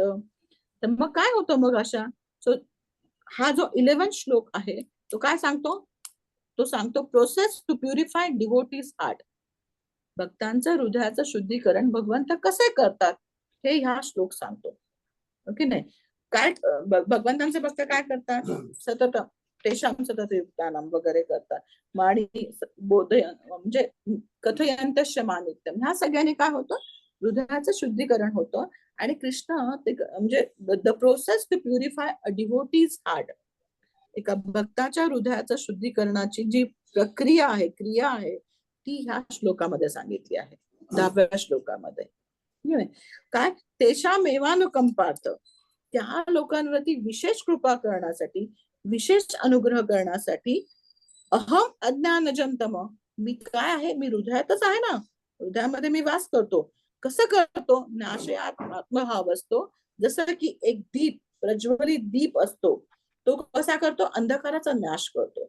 दीप ना, जसा अंधकाराचा नाश करतो तसं भगवंत हृदयामध्ये प्युरिफिकेशन प्रोसेस स्टार्ट करतात. कशी काय प्युरिफिकेशन? आपण जे बोललो ना आता, की आपण भगवंतांना हा श्लोक आधी वाचून घेऊया, मग आपण डिस्कस करू. हा वाचेल का कोणी? 11वा श्लोक वाचू का माताजी? हा वाचा वाचा ना. तेषामेव ननुकंपार्थम् अहम अज्ञानजतमं नाशयात्म्यात्मभावस्तो ज्ञानदीपेन भास्वता. हरी बोल. अजून पुढे वाचेल? हरे कृष्ण. वाचू? हा वाचा ना, वाचा ना. हा वाच वाच वाच, स्वामीनी वाच. तेषामेवानुकंपार्थम् अहम अज्ञानजं तमः नाशयाम्यात्मभावस्तो ज्ञानदीपेन भास्वता. हरी बोल. हरे कृष्ण माताजी, मी वाचतो. हा वाचा ना गुरुजी. तेषामेवानुकंपार्थ महमज्ञानजतमा नाशयात्म्यात्मभावस्तो ज्ञानदीपेन भावस्ता. हरी बोल. अजून कोणी वाचेल? मी हा वाचा माताजी, किती माताजी वाचा. तेषामेवानुकंपार्थ अहम ज्ञानजं तमः नाशयात्म्यं भावस्थो ज्ञानदीपेन भास्वता. हरी बोल. अजून कोणी वाचेल? वाचू माताजी. हरे हा कृष्ण. वाचा वाचा माताजी. तेषामेवानुकंपार्थम् अहं ज्ञानजं तमः नाशयात्म्यात्मभावस्तो ज्ञानदीपेन भास्वता. हा अहम अज्ञानजम तम असं वाचूया आपण, कारण ते जास्त बरोबर राहील ना. ओके नाही? तेषामेवानुकंपार्थम, ओके नाही, तेषामेवानु अनुकंपा. अनुकंपा म्हणजे काय? Special mercy. स्पेशल मर्सी ना. What is the meaning of अनुकंपा? मी काय करतो? अनुकंपा करतो. अनुकंपा करतो म्हणजे काय? त्याच्यावरती कृपा करतो. कशी कृपा? साधी सुधी नाही, विशेष कृपा करतो. ओके नाही? सो अनुकंपा मीन्स विशेष कृपा. तर कशी, का बरं करतो? अहम अज्ञानजम तम, त्याच्या हृदयातल्या अज्ञानाचा मी नाश करतो. नाशयात्म्यात्मभाव असतो. कसा नाश करतो? जसं एक दीप ठेवला आहे तर त्या अंधकाराचा तो नाश करतो, त्याप्रमाणे त्याच्या हृदयामध्ये मी वास करतो आणि माझ्या काय म्हणतात त्याला, माझ्या कृपेमुळे त्याचा ज्ञान जे आहे, ज्ञानदीपेन भास्वत, तो जाणतो या सगळ्या गोष्टी. तर आपल्याला ही अजून कोणाला वाचायचंय का? तर आपण थोडं डिस्कस करूया की काय बाबा कशामुळे ज्ञानदीपेन भास्वतम. वाचणार आहे कुणी अजून? प्रभूजींपैकी कोणी? मावशी मला वाचायचं होतं पण अखंड नाही वाचता येत. तर मी तुझ्या पाठीमागे वाचू का? ठीक आहे, तू छान वाचते सगळं. नाही तेषामेव होते word खूप मोठे आहेत. ठीक आहे. तेषामेवानुकंपार्थम तेषामेवानुकंपार्थम अहम अज्ञानजम तम. अहम अज्ञानतम नाही काय अज्ञानजम अज्ञानजम तम तम नाशयात्मात्मभावस्तो नाशयात्म्यात्मभावस्तो नाशयात्म भावस्तो ज्ञानदीपेन भास्वता. ज्ञानदीपेन भास्वत. आता हे श्लोक पाठ करायचे हा, सिद्धी. ह्याचं झालेलं आहे, राजवीरचं झालेलं आहे पाठ. हे श्लोक ऐकून रेकॉर्ड करून पाठवूया आपण आपल्या ह्याच्यावरती ग्रुपवरती, आणि ते ऐकण्याने मग ते नक्कीच पाठ होतील. 4 श्लोक जे आहे ना, राजवीर करू शकेल का मोठ्या आवाजात छान? त्याचं रेकॉर्ड कर आणि मग आपल्या ग्रुपवरती पाठव. ऐकून लगेच पाठ होऊन जातात. सिद्धीचं पण होऊन जाईल, हो ना सिद्धी? 4 श्लोक तुझे पाठ होतील. तुम्ही लवकर लक्षात ठेवता आमच्यापेक्षा कधी पण. तर कांची विशेष कृपा आहे. आता हे जे आहे ना अज्ञान रूपी, तर हे कसं आहे? आता आपण तर म्हणलो की बुद्धियोगाचा अर्थ कळला आपल्याला हे कळलं ज्ञान म्हणजे काय आणि विज्ञान म्हणजे काय ते पण कळलं. तर भगवंत हे कसे करतात तर त्याच्याबद्दल आता हे भगवंत इथे सांगतात की कसं म्हणजे डिव्होशनल सर्व्हिस कशी वर्क करते. तर प्रॉब्लेम असा आहे की जसं आपण शिक्षाष्टकम नावाची प्रेयर आहे चैतन्य महाप्रभूजी, त्याच्यामध्ये काय आहे? चेतो दर्पण मार्जन. तर आपल्या हृदयावरती ना अनेक जन्म, माहिती ना किती जन्मापासून आपण भौतिक प्रकृतीच्या सहवासात आहोत. We are like eternally condition soul सारखे आहेत. आपण eternally actually connected to Krishna. आपण शाश्वतरित्या भगवंतांचे अंश आहोत. पण आपण असं दाखवतोय ना आपण जसं की इथलंच आहोत आपण. पण हे जसं की आपण मागे म्हणलं होतं की काय म्हणतात, एखादं भाड्याचं घर असतं की रेंट वरती घेतलेलं हाऊस. रेंटेड हाऊसची किती दिवस अटॅचमेंट ठेवतो का आपण रेंटेड हाऊसची? नाही. रेंट आपण काय म्हणतो की कलर द्यायचा घराला, अरे जाऊ दे ना. आपण जेव्हा आपल्या घरी जाऊ ना तेव्हा आपण हे सगळ्या गोष्टी करू, किंवा आपल्यासाठी म्हणजे आपण त्याच्याशी जास्त अटॅच असतो. खऱ्या म्हणजे आपला जो परमनंट ऍड्रेस असतो, टेम्पररी ऍड्रेसची आपण पण उलट झालंय इथं. आपण टेम्पररी ऍड्रेसची जास्त अटॅच झालो आणि परमनंट ऍड्रेस मात्र आपला कोणी आहे ते विसरून गेलं. आपल्याला जर कोणी माझा याच्याला एक मराठी दे आहे, भाड्याचं घर आणि खाली घर. हा म्हणजे कधी येऊ शकतं ना.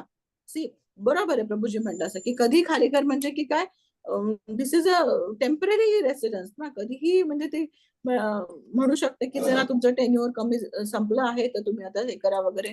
That is a risk. म्हणूनच दुःखालय शाश्वतम म्हटलेलं आहे ना. That is a risk. इथं पदम विपदाम तेषाम असं का म्हणतो? जसं म्हणतात ना की नाही आता आम्हाला आमचं घर पाहिजे आपल्याला, तर तुम्ही रिकामं करा अशी वे. पण there is no warning. The problem is की वॉर्निंग पण नाही मिळत ना. ते वॉर्निंग देण्याचं पण हे होत नाही, ते डायरेक्टली हे करायला लागतं.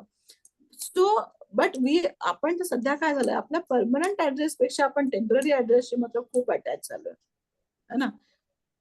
खूप जास्त अटॅच झालेलं आहे वगैरे. मला ह्याच्याबद्दल आठवतं की मी जेव्हा सुरुवातीला हे करत होते, म्हणजे माझी बहिणीची खूप तळमळ होती की मी कृष्ण भक्तीमध्ये यावं, मी कृष्ण भक्तीचा स्वीकार करावा. तेव्हा ती मला नेहमी म्हणायची की तू कर वगैरे, जप करा वगैरे, असं कर तसं कर. मी म्हणायची की नाही मी ठीक आहे ना, म्हणजे काय प्रॉब्लेम आहे, मी देवाला मानते, मी भगवंतांना पाया पडते, मी सगळं करते, मी पूजा अर्चना करते, मला हेच करायला पाहिजे, असं का बरं तुझा अट्टहास आहे वगैरे. तिने खूप जास्त छान कन्व्हिन्स करायचा प्रयत्न केला की प्रार्थना करायची, आम्ही भक्तीमध्ये यावं म्हणून. ती भरपूर वेळ प्रार्थना करायची. मग एकदा ती शेवटी चिडली माझ्यावरती. ती मला म्हणली की त्यावेळेला आता मी म्हणजे माझं तेव्हा ती म्हटली की पुढच्या 6 महिन्यामध्ये तुझ्या आयुष्यामध्ये काय होणार तुला हे माहितीये? गॅरंटी आहे तुला पुढच्या 6 महिन्यात तुझ्या आयुष्यात? Can you tell it? मी म्हटलं की नाही. मग जर तुला तुझ्या पुढच्या 6 महिन्यामध्ये तुझ्या आयुष्यात काय होणार हे माहिती नाही, तर कुठली तरी एक परमनंट गोष्ट ठेवणार जिच्याशी तू फिक्स राहशील. की आजही आहे, 6 महिन्यानंतर सुद्धा ती गोष्ट माझ्या त्या गोष्ट म्हणण्यापेक्षा ती ही आहे ती माझ्या एकच शाश्वत आहे की भगवंत आहेत ते तुमच्यासोबत, आपल्या सगळ्यांच्या सोबत कायम राहणारे आहेत. बाकी कोणाचीच काही गॅरंटी नाही ना, ओके ना. There is no certainty. तर मग एक सर्टन गोष्ट आहे जी आपल्याला मिळाली आहे, तिला आपण ऍक्च्युअली खरं तर म्हणली मग तू त्या वेळेला का निघट्ट पकडून आहे. तर तिचं ते वाक्य मला खूप म्हणजे हे मी विचार केला त्याबद्दल की बरोबर आहे हिचं म्हणणं की आपण आपल्या आयुष्यात पुढच्या 5 वर्षामध्ये काय होणार आहे आपण आज सांगू शकतो का? नाही सांगू शकत. कुठल्या गोष्टीची गॅरंटी नाही. तर मग कुठली एक गोष्ट आहे की जी आजही आहे, उद्या असतात, 5 वर्षानंतर काय, इव्हन ही देह सोडल्यानंतर देखील ती गोष्ट माझ्यासोबत असेल, ही म्हणजे भगवंतांची भक्ती. मग why do I get attached to the temporary address? We should be attached to the permanent address ना. हे खरं ज्ञान आहे. जेव्हा लक्षात येतं की भौतिक गोष्टींमधनं आता बाहेर पडायला पाहिजे, किती दिवस अडकून बसणार ना, ते खरं ज्ञान आहे. ह्यालाच बुद्धियोग म्हणतात भगवंत. आपल्या सगळ्यांना ते कन्व्हिक्शन नाही, म्हणजे मला तरी नाहीये. मी कालच प्रभूजींशी बोलत होते की ते वाचतो, सगळं कळतं, सगळं छान वाटतं, खूप हे वाटतं, पण ते कन्व्हिक्शन स्ट्रॉंग पाहिजे अजून. तर कसं करतात मग हे भगवंत? आता आपल्याला माहितीये, आपल्याला हे ऐकून माहितीये की भक्ती म्हणजे शुभदा आहे. भक्ती म्हणजे आयुष्यामध्ये सगळं ऑस्पिशियसनेस घेऊन येते ना. प्रभुपाद म्हणतात भागवतांमध्ये की भगवंतांच्या भक्ताला भौतिक आणि आध्यात्मिक काही कमी पडत नाही, काहीच कमी पडत नाही असं प्रभुपाद. भौतिक आणि आध्यात्मिक बरं का, नुसतं आध्यात्मिक नाही, भौतिक आणि आध्यात्मिक असं दोन्ही म्हणतात प्रभुपाद. काही कमी पडत नाही. आपल्याला माहितीये ना एक्झाम्पल्स वरनं की ध्रुव महाराज ची भौतिक इच्छा होत्या, पण ते गेले भगवंतांकडे. त्यांच्या त्या भौतिक इच्छा तर पूर्ण झाल्या, पण ज्या क्षणी त्या भौतिक इच्छा पूर्ण होणार तर त्यावेळेला भगवंतांनी इतकं शुद्धीकरण केलं तर हृदयाचं की नको भगवंता, मी काय मागतो तुझ्याकडे? काचेचे तुकडे? तुम्हाला डायमंड द्यायला बसलात आणि मी काचेचे तुकडे मागतोय, नको. पण भगवंता म्हणले की नाही, तुला मी तेवढं देते, तेवढं तू ऐश्वर्य भोग आणि परत ते झाल्यानंतर माझ्याकडे ये. सो भौतिक आध्यात्मिक दोन्ही गोष्टी हे होत नाही. पण मग हे कसं होतं? चेतोदर्पण मार्जनम, जेव्हा हृदयामध्ये वर्षानुवर्ष जन्मानुजन्माचे अनर्थ आपल्या हृदयावरती साठलेले आहेत की नाही, ते जेव्हा स्वच्छ होतात, जेव्हा हृदय शुद्ध होईल, तेव्हा मग हळूहळू भगवंतांचा म्हणजे अशी स्टेज येते म्हणतात. तर हे म्हणतात, आपल्याला नाही माहिती, की ज्या क्षणी तुमचं हृदय इतकं शुद्ध होईल त्या क्षणी भगवंत मग ध्रुव महाराजांसारखं की हृदयामध्ये परमात्मा रूपाने कृष्ण म्हणजे चतुर्भुज नारायणाच्या रूपामध्ये भगवंतांना बघत होतात ध्रुव महाराज. एक क्षण असा झाला की ते अंतर्धान झाले परमात्मा रूपाने आणि मग त्यांनी जेव्हा डोळे उघडले तर ते समोर होते. So can we see lot. तर ती त्या स्टेजमध्ये भगवंतांना बघण्याची पण शक्यता आहे, पॉसिबिलिटी. पण आता इंद्रिय कशी आहेत? इंद्रिय अशुद्ध आहेत ना, तितकं शुद्धीकरण झालेलं नाहीये, तितकं कन्व्हिक्शन नाहीये. पण भौतिक इंद्रियांनी कसं बघू शकणार भगवंतांना? म्हणून ते अंधकार नष्ट करण्याचं कार्य जे आहे ते भगवंत करतात, अज्ञानामुळे जो अंधकार झालेला आहे. म्हणून पण आता हे आपल्या स्वतःच्या एफर्ट वरती होणार आहे का? नाही. वी विल रिक्वायर, आपल्याला ग्रंथ पाहिजे, आपल्याला साधू सत्संग हवा आहे, आपल्याला गुरूंचा आश्रय हवा आहे, गुरूंची कृपा. आणि आपल्या सगळ्यांसाठी आपण म्हणू की आमची तर दीक्षा नाही झालेली बाबा, आमच्याकडे काही दीक्षा गुरु नाहीयेत आमचे, असं कसं? आपल्या सगळ्यांसाठी श्रील प्रभुपाद आहेत. प्रभुपादांच्या कृपेमुळे हे सगळं आपण जाणून घेऊ शकतो, इतकं नॉलेज आपल्या सगळ्यांत. म्हणून एक शुद्ध भक्ताला आपल्या भौतिक गरजांबद्दल चिंता करण्याची गरजच नसते, कारण त्याच्या हृदयामध्ये काय झालं असतं? ज्ञानदीपेन भास्वत, हृदयातील अंधकाराचा नाश झालेला आहे ना. मग केवळ आणि केवळ भक्तीनेच भगवंत जाणून घेऊ शकतात. म्हणून मग की कर्मी, भगवद्गीतेमध्ये काय फक्त हे सांगितलंय का? भक्ती योग सांगितलाय का? बाकीचे योग सांगितलेत ना. पण कर्मी, ज्ञानी, योगी आणि भक्त असे 4 कॅटेगरी सांगतात भगवद्गीतेमध्ये. कोणत्या कोणत्या 4 आहेत बघा, सांगा कोणी? कर्मी म्हणजे कोण? जो फलों से आसक्त रहते हैं। अर्थ अर्थात ज्ञानी जिज्ञासू. हा नाही ज्ञानी तर त्याच्यामध्ये वेगळा ना माताजी. अर्थ म्हणजे हे 4 प्रकारचे लोक भगवंतांची शरण घेतात. पण कर्मी हा शब्द जो वापरतो आपण खूप इझिली वापरतो ना कर्मी. हो कर्मी ना, म्हणजे कर्मी. जे कर्म करत राहतात माताजी ते नेहमी, जे काही देवावरती त्यांचा श्रद्धा नसते आणि ते त्यांच्या संसारामध्ये रत असतात, ते म्हणजे कर्मी, हा, कर्मकांड करणारे. कर्मकांड करणारे. आणि कर्मी त्यांचं पर्पज काय असतं, म्हणजे का बरं ते का करतात एवढे कर्मकांड वगैरे करतात ना, का बरं करतात मग पर्पज? त्यांच्या इंद्रिय त्यांना जे काही हवं असतं सुख वगैरे, तर ते कर्मकांड करून घेतात. जसा 16 सोमवार केले की म्हणजे आपल्याला भौतिक लाभ होईल, त्या भौतिक लाभासाठी ते तसं. आणि अल्टिमेट गोल काय असतो त्यांचं, हे तर झालं भौतिक ह्याच्याबद्दल. पण आध्यात्मिक म्हणजे त्यांना हे तर माहिती असतं की ह्याच्या परे पण आहेत, पण त्यांना स्वर्ग प्राप्ती करायची असते. त्यांना पहिले म्हणजे काय की भौतिक जगात असेपर्यंत माझ्या कुठल्या भौतिक गरजा, माझ्या सगळ्या गोष्टी व्यवस्थित असाव्या, जागच्या जागी असाव्यात, आणि नंतर स्वर्ग प्राप्ती व्हावी. हे एकच एक गोल असतं कर्मी लोकांचं. दुसरे झाले, आता हे झाले कर्मी, पहिलं काय कॅटेगरी. दुसरे झाले ज्ञानी. ज्ञानी म्हणजे कोण? जे जाणून घेण्याचा प्रयत्न करतायत, हो ना, जे जाणून घेण्याचं. ज्ञानी म्हणजे कोण? की जे आता कर्मीपेक्षा ज्ञानी हा वरच्या स्टेजवरती आहे, बरोबर आहे ना. कर्मीपेक्षा ज्ञानी का बरं वरच्या स्टेजवरती? त्याला ज्ञान म्हणजे त्याला जाणून घेण्याची इच्छा आहे, परंतु त्या ज्ञानाचं तो काय करतो, मग तो अडकून पडतो. ज्ञानीची काय स्टेज हे फार वेगळी नसते, तर त्याला काय पाहिजे असतं, सुखात अटकतो तो. भगवंतामध्ये मर्ज होऊन जाणं, विलीन होणं, हे त्याची प्राप्ती असते. हायएस्ट गोल काय असतं या भौतिक म्हणजे काय असतं, कर्मीला काय वाटतं बिचाराला, की कर्मीला वाटतं की भौतिक जगामध्ये सुख प्राप्त करायचं, काहीही येणं प्रकारे मला इथं सुख प्राप्त करायचंय, म्हणून तो सगळ्या प्रकारची पूजा, वेगवेगळे यज्ञ, याग सगळं करतो, हो की नाही. पण ज्ञानीला हे कळतं की भौतिक जगामध्ये काय फार सुख नाहीये, म्हणून तो वरच्या स्टेजला आहे आणि तो काय विचार करतो की विलीन होऊन जायचं ब्रह्मामध्ये. मला विलीन होऊन जातं ब्रह्मज्योती म्हणजे जे भगवान, त्याच्यामध्ये विलीन होऊन जाणं हे माझी गोल आहे.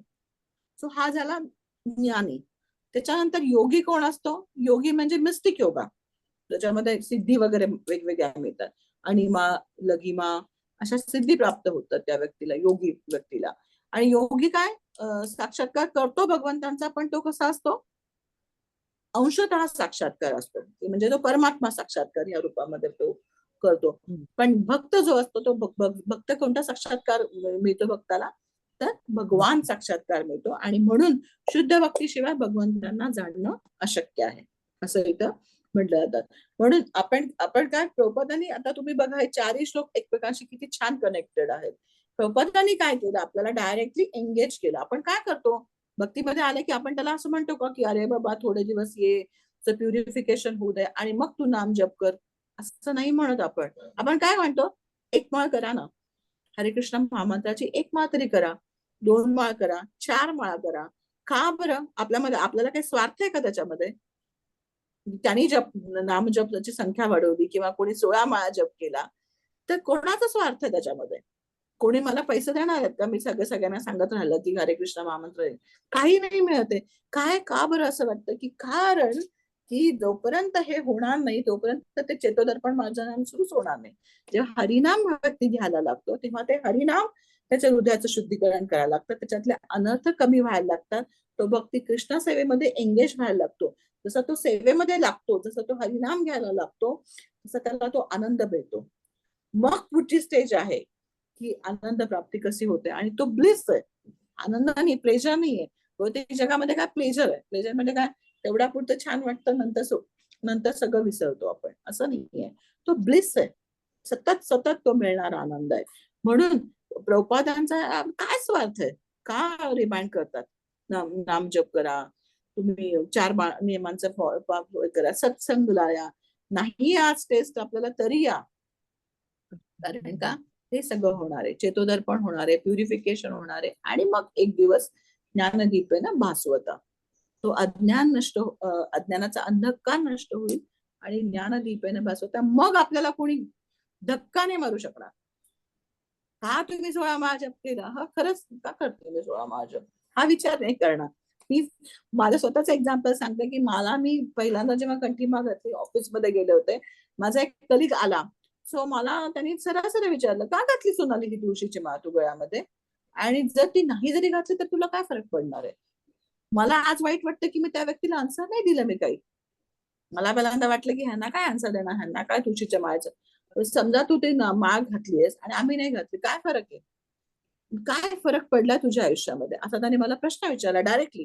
म्हणजे मी जेव्हा अजिबात प्रिपेअर्ड नव्हते अशा वेळेला प्रश्न विचारला. मी माझं काम चालू होतं, सर अगदी नुकतीच घातली होती. कन्व्हिक्शनच नव्हतं ना, म्हणजे कन्व्हिक्शन होतं पण सांगता नाही आलं त्या व्यक्तीला मला तेवढं. ओके, कारण आपल्याला प्रबोधनाच्या कृपेमुळे आपण प्रोसेस मध्ये लागलोय. आणि we should be thankful to Srila Prabhupada की आपल्याला त्यांनी हायेस्ट प्रिन्सिपल्स आपल्याला प्रॅक्टिकली अप्लाय करायला शिकवलंय. कृष्णप्रसादचं महत्व माहिती आपल्याला नाही माहिती. आपल्याला ते नेक्टरचं काय आपल्याला नाही माहिती, पण आपण करतो, ऑफरिंग करतो, कृष्णप्रसादच खातो. कंठीमाचं महत्व पूर्णपणे माहिती नाही घातलीये. दीक्षेचं खरं महत्व नाही माहिती आजही. ज्या दिवशी जाणू त्या दिवशी मग ज्ञानदीपेन भास्वता. गुरूंचं महत्व माहितीये नाही माहितीये. सत्संगाचं महत्व माहितीये नाही माहितीये. कदा आपल्याला तो आपण मागच्या वेळेला बोललो की जेव्हा आपण सत्संग किंवा हे जे आपण भगवद्गीतेबद्दल बोलतोय तर ऐकणाऱ्याचा फायदा तर होतोय, सांगणाऱ्याचा पण फायदा होतोय. कसा होतोय आपल्याला कळतोय नाही. कारण 1 तास 1.5 तास जो आपण केवळ भगवंतांविषयी ऐकतो आणि भगवंतांविषयी जाणून घेतो. तुम्ही विचार करा, we are about this material nature right now. आपण भौतिक प्रकृतीच्या परे आहोत सध्या जेव्हा आपण कृष्ण कथा डिस्कस करतोय. But we don't have that realization. आपल्याला ज्ञान आहे पण आपल्याला विज्ञान मध्ये कमी पडतोय आपण कुठेतरी. सो आपण प्रार्थना केली पाहिजे भगवंतांना, गुरु महाराजांना, आपल्याला ज्यांनी कृष्ण भक्तीमध्ये आणण्यासाठी सहाय्यता करतात. म्हणजे आपण मनात हे राहायला पाहिजे की नाही, ही खूप मौल्यवान गोष्ट आहे माझ्या आयुष्यात आलेली. सहजासहजी मी तिला सोडणार नाही. आज आहे भक्तीमध्ये, आज केला जप चांगलं वाटलं केला, आज नाही वाटला चांगलं नाही केला, काय फरक पडतो. आज भगवद्गीतेच्या क्लासला चला, आज वेळ आहे तर आपण अटेंड करूया, आज नाही वेळ तर नाही अटेंड केला, काय फरक पडतो. सो काय फरक पडतो ह्याचा आन्सर आपल्याला देता यायला पाहिजे. काय फरक पडतो शास्त्रांचं वाचन केल्याने, काय फरक पडतो हरिनाम घेतल्याने, काय फरक पडतो 16 माळाच का बरं. हा प्रश्न जर आपल्याला पुढे, we should have that answer. Why we have recommended to chant 16 not because Prabhupada recommended it. प्रभुपादांनी 5च सांगितलं असतं आम्ही 5 केलं असतं. प्रभुपादांनी 20 सांगितलं असतं तर आम्ही 20 केलं असतं. हो ना. गुरु वाक्य जे आहे ते आमचं प्रमाण आहे. हे कन्व्हिक्शन जेव्हा येईल तेव्हा आपण हे म्हणू शकतो की मला चतुश्लोकी भगवद्गीता समजली. Otherwise it is very difficult. 8वा 9वा 10वा 11वा श्लोक आपण खूप छान डिस्कस केला. पण आपल्याला कळला कधी, जेव्हा आपल्याला हे रिअलायझेशन येईल, आपल्याला जे ज्ञानचं विज्ञान मध्ये जेव्हा परिवर्तित होईल, जेव्हा कळेल खरंच माझी आयडेंटिटी काय, भगवंतांची आयडेंटिटी काय, आणि मी कसं ते अनुभूती घेऊ या ज्ञानाची, तेव्हा भगवद्गीता आपल्या चतुश्लोकी भगवद्गीता कळली असं म्हणू शकतो आपण. ठीक आहे, आपण थांबूया आता. इथं 4 श्लोक आपले पूर्ण झालेले आहेत. ठीक आहे, सगळ्यांना म्हणजे ह्याच्यामधनं सांगण्याचा प्रयत्न केला मी. खूप मोठी गोष्ट आहे हे, आपण सांगण्याचा प्रयत्न केला. तर तुम्हाला कोणाला काही प्रश्न आहे त्या 4 श्लोकांमध्ये, 8वा 9वा 10वा आणि 11वा. आणि आपल्याला लक्षात आलं की का बरं ह्याला चतुश्लोकी भगवद्गीता म्हटलेलं आहे, का ह्याला इसेन्स ऑफ भगवद्गीता म्हटलेलं आहे. मलाही स्वतःला प्रश्न पडायचा ऍक्च्युली की का बरं ह्या 4 श्लोकांना का बरं एवढं महत्व दिलेलं आहे बाबा, बाकीचे श्लोक पण तर महत्वाचे आहेत ना. Why this is called a Chatushloki Gita. तशी आज आपण चतुश्लोकी गीता डिस्कस केली, तसं भगवंतांना प्रार्थना करूया की एक दिवस आम्ही चतुश्लोकी भागवतम पण डिस्कस करू. खरंच आपण प्रार्थना करूया की भगवंता ती खरंच आम्हाला द्या, ददामी बुद्धी योगम तो. आणि त्याच्यासाठी आपल्याला काय करायला पाहिजे, सतत युक्तानाम. तेषाम सतत युक्तानाम. ते डिफिकल्ट आहे ना थोडस. तर आहे कोणाचा काय प्रश्न, नाही तर मग थांबूया. माताजी ते 4 कॅटेगरीज तुम्ही सांगितल्या ना, कर्मी, ज्ञानी, योगी आणि चौथी कोणती? भक्त, भगवंतांचे भक्त. कर्मी कशामध्ये अडकून राहतो? कर्मकांड किंवा ह्याच्यामध्ये सकाम कर्मामध्ये अडकतो. आणि कशामुळे त्याचं अल्टिमेट गोल काय असतं? अंतिम ध्येय काय असतं? मॅक्सिमम ह्या भौतिक जगामध्ये मी सुखी राहायला पाहिजे आणि मृत्यूनंतर स्वर्गप्राप्ती व्हायला पाहिजे, इतकंच त्याला बिचारायला माहिती असतं. त्याच्यामुळे तो त्याच्यात अडकला असतो. दुसरा जो ज्ञानी आहे त्याला पूर्ण कळतं की तो शास्त्रांचं वाचन थोडं करतो आणि पण तो काय करतो की त्याला माहिती असतं भौतिक जगामध्ये काय एवढं नाही, ह्याच्या परे जायला पाहिजे, म्हणून तो ब्रह्मज्योतीची आकांक्षा करतो. म्हणजे विलीन व्हायचंय, अस्तित्वच नको मला, हे दुःख नको दुःख नको. हरे कृष्ण माताजी, याला सायुज्य मुक्ती म्हणतात ना? हा, येस, सायुज्य मुक्ती जे भक्ताला कधीच नको असते. ओके नाही, तर ते झाला ज्ञानी. आणि तिसरा झाला योगी. योगीला थोडं रिअलायझेशन आहे की हृदयामध्ये परमात्मा रूपाने भगवंत माझ्या आहेत बरोबर, पण तो कशामध्ये अडकतो? तो सिद्धींमध्ये अडकतो, त्याला सिद्धी प्राप्त होतात वेगळ्या वेगळ्या.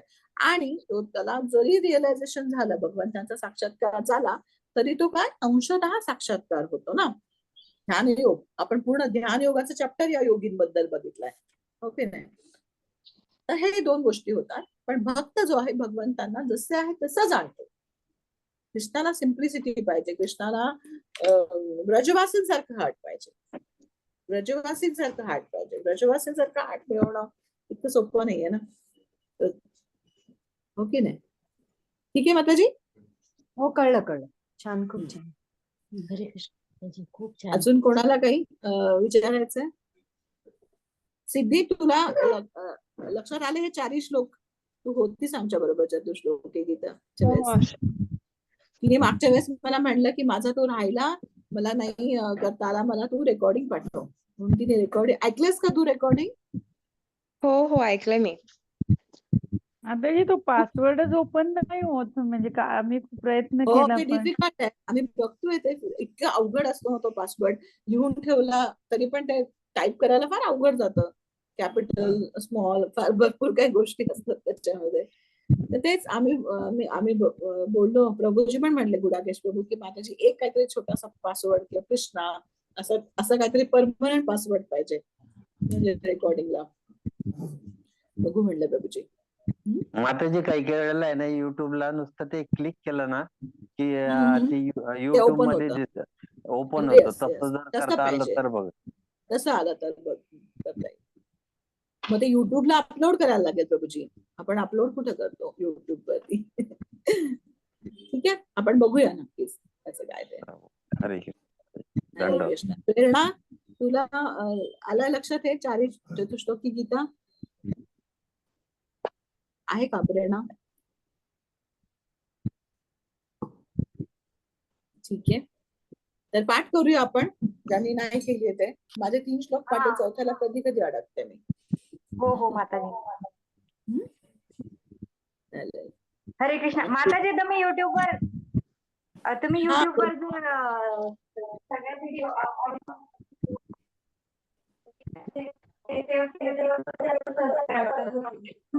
अरे बापरे. युट्यूब वरती अपलोड खूप छान सांगतात तर. चांगले सांगते म्हणजे का तुम्ही सगळेजण प्रेरणा देतात म्हणून. आणि गुरु महाराजांचा आपण बघितलं ना कसं होतं ते. तर अवघड आहे फार सगळ्या गोष्टी. गुरु महाराजांची कृपा आहे आणि प्रभुपादांची कृपा आहे. तर करूया आपण काहीतरी शॉर्टकट त्याचा. तर ते खरंच डिफिकल्ट आहे ते पासवर्ड असं टाकणं. नेहमी म्हणजे रिपीट ऐकण्यामध्ये असं आहे की, कारण का एका वेळेला ऐकून आणि तुमचं ऐकून काय ते पल्ले नाही पडत, आणि ते जर रिपीट केलं तर मग जरा बरं वाटेल, अजून चांगलं कळतं आपल्याला. हो, आणि एखाद्या वेळेला आम्हाला दुसऱ्याला पण काही सांगायचं असलं तर त्याला ते पण सांगता येईल. हो, येस प्रभूजी. आपण जेव्हा ऐकतो तेव्हा रेकॉर्ड असते ना, ते पॉइंट लिहून घेता येतात, पुन्हा ते स्टॉप करता येतात. बरोबर आहे. येस प्रभूजी, नक्कीच करूया आपण. नक्कीच ते पासवर्डचं बघूया आपण काय ते. माताजी तुम्ही असंच सगळेजण येत राहा. दुर्गा माताजी, प्रेरणा, मी म्हणते नेहमी प्रेरणा सगळ्यांना देत असते. आपलं हे मनीना माताजी. हा, हरे कृष्णा माताजी. आज तुम्ही जे सांगता ते खूप ऐकत राहावंसं वाटते. कारण ते प्रभुपादांचे शब्द आहेत ना माताजी. प्रभुपादांनी किती त्याच्यामध्ये कष्ट केलेत ना ते. एक एक शब्द लिहिण्यासाठी प्रभुपादांनी एवढं केलंय, म्हणून आपल्याला छान वाटतं. प्रभुपाद म्हणतात ना की माझे जे तात्पर्य आहे मी लिहित नाही, प्रत्यक्ष भगवान श्रीकृष्ण लिहितात, म्हणून प्रभुपादांचे तात्पर्य किंवा ग्रंथ पुन्हा वाचायचे. आपण प्रभुपादांचे वर्ड्स रिपीट करतो म्हणून आपल्याला ते इतके स्वीट वाटतंय. आणि थँक्यू तुम्ही सगळ्यांनी सांगता. हरे कृष्ण माताजी. हरे कृष्ण माताजी. दुर्गा माताजी सगळ्या तुमच्या पेपर्सला थोडस जागा करा. माताजींना पण म्हणत जा. मी मागे म्हणला यांना, प्रज्ञा माताजी, मनीषा माताजी यांना म्हणा की या म्हणून. हा माताजी सांगते. अरे अरे वा, आज प्रेरणा आणि माताजी एकत्र आहेत. आज तुम्ही तिघांनी एकत्र ऐकलेलं दिसतंय. हो मी का? हो नाही ते सांगलीला आलेत. बरं. अरे वा, प्रेरणाकडे आलोय. बरं बरं. मग काय, मग चिंता नाही. आता तू छान ऐकू शकतेस. आई आहे म्हणल्यानंतर काही काळजी असते. आई सगळं मॅनेज करते. माताजी हा. माझ्या बहिणीला ती लिंक देऊ शकते का? ती गावात राहते, तिला मिळत नाही दुसरं काही. हो हो, काहीच प्रॉब्लेम नाही. आपल्याकडे असं नक्कीच देऊ शकता माताजी. द्या नक्की उलट. चालेल. थोडा मला रोजच्या करते, पण तिला असं ऐकायला हो वगैरे का? म्हणते.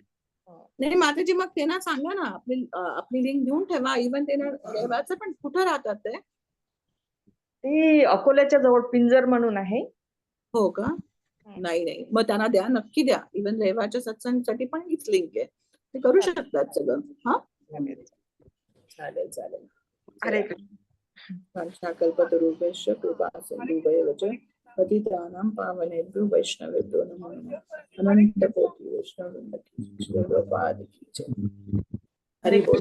हरे कृष्ण माताजी. आज माधुरी माताजींचा वाढदिवस आहे. हो का?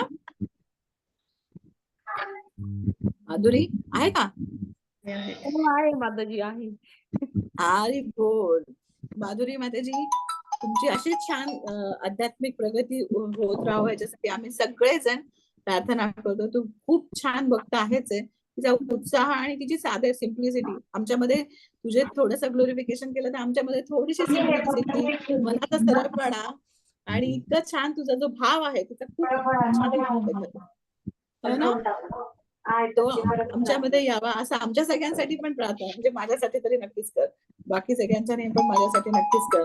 हा, आणि तुझी अशीच छान आध्यात्मिक प्रगती सगळेजण एकदा हरे कृष्ण महामंत्र म्हणूया. हरे कृष्णा हरे कृष्णा कृष्णा हरे हरे हरे, हरे, हरे हरे राम राम, राम राम राम राम, राम हरे हरे. हरी बोल. हरे कृष्ण माताजी. हरे कृष्ण. दंडवत प्रणाम. धन्यवाद माताजी. तुमच्या सगळ्यांच्या कृपेने लवकर मला गुरु महाराजांची कृपा मिळावी हीच इच्छा आहे. नक्की. खरंच खरंच खरंच नक्की मिळेल. Incoming call from Ganesh, new number identified by Truecaller. थांबूया मग आपण. हरे कृष्ण. दंडवत प्रणाम माताजी. हरे कृष्ण.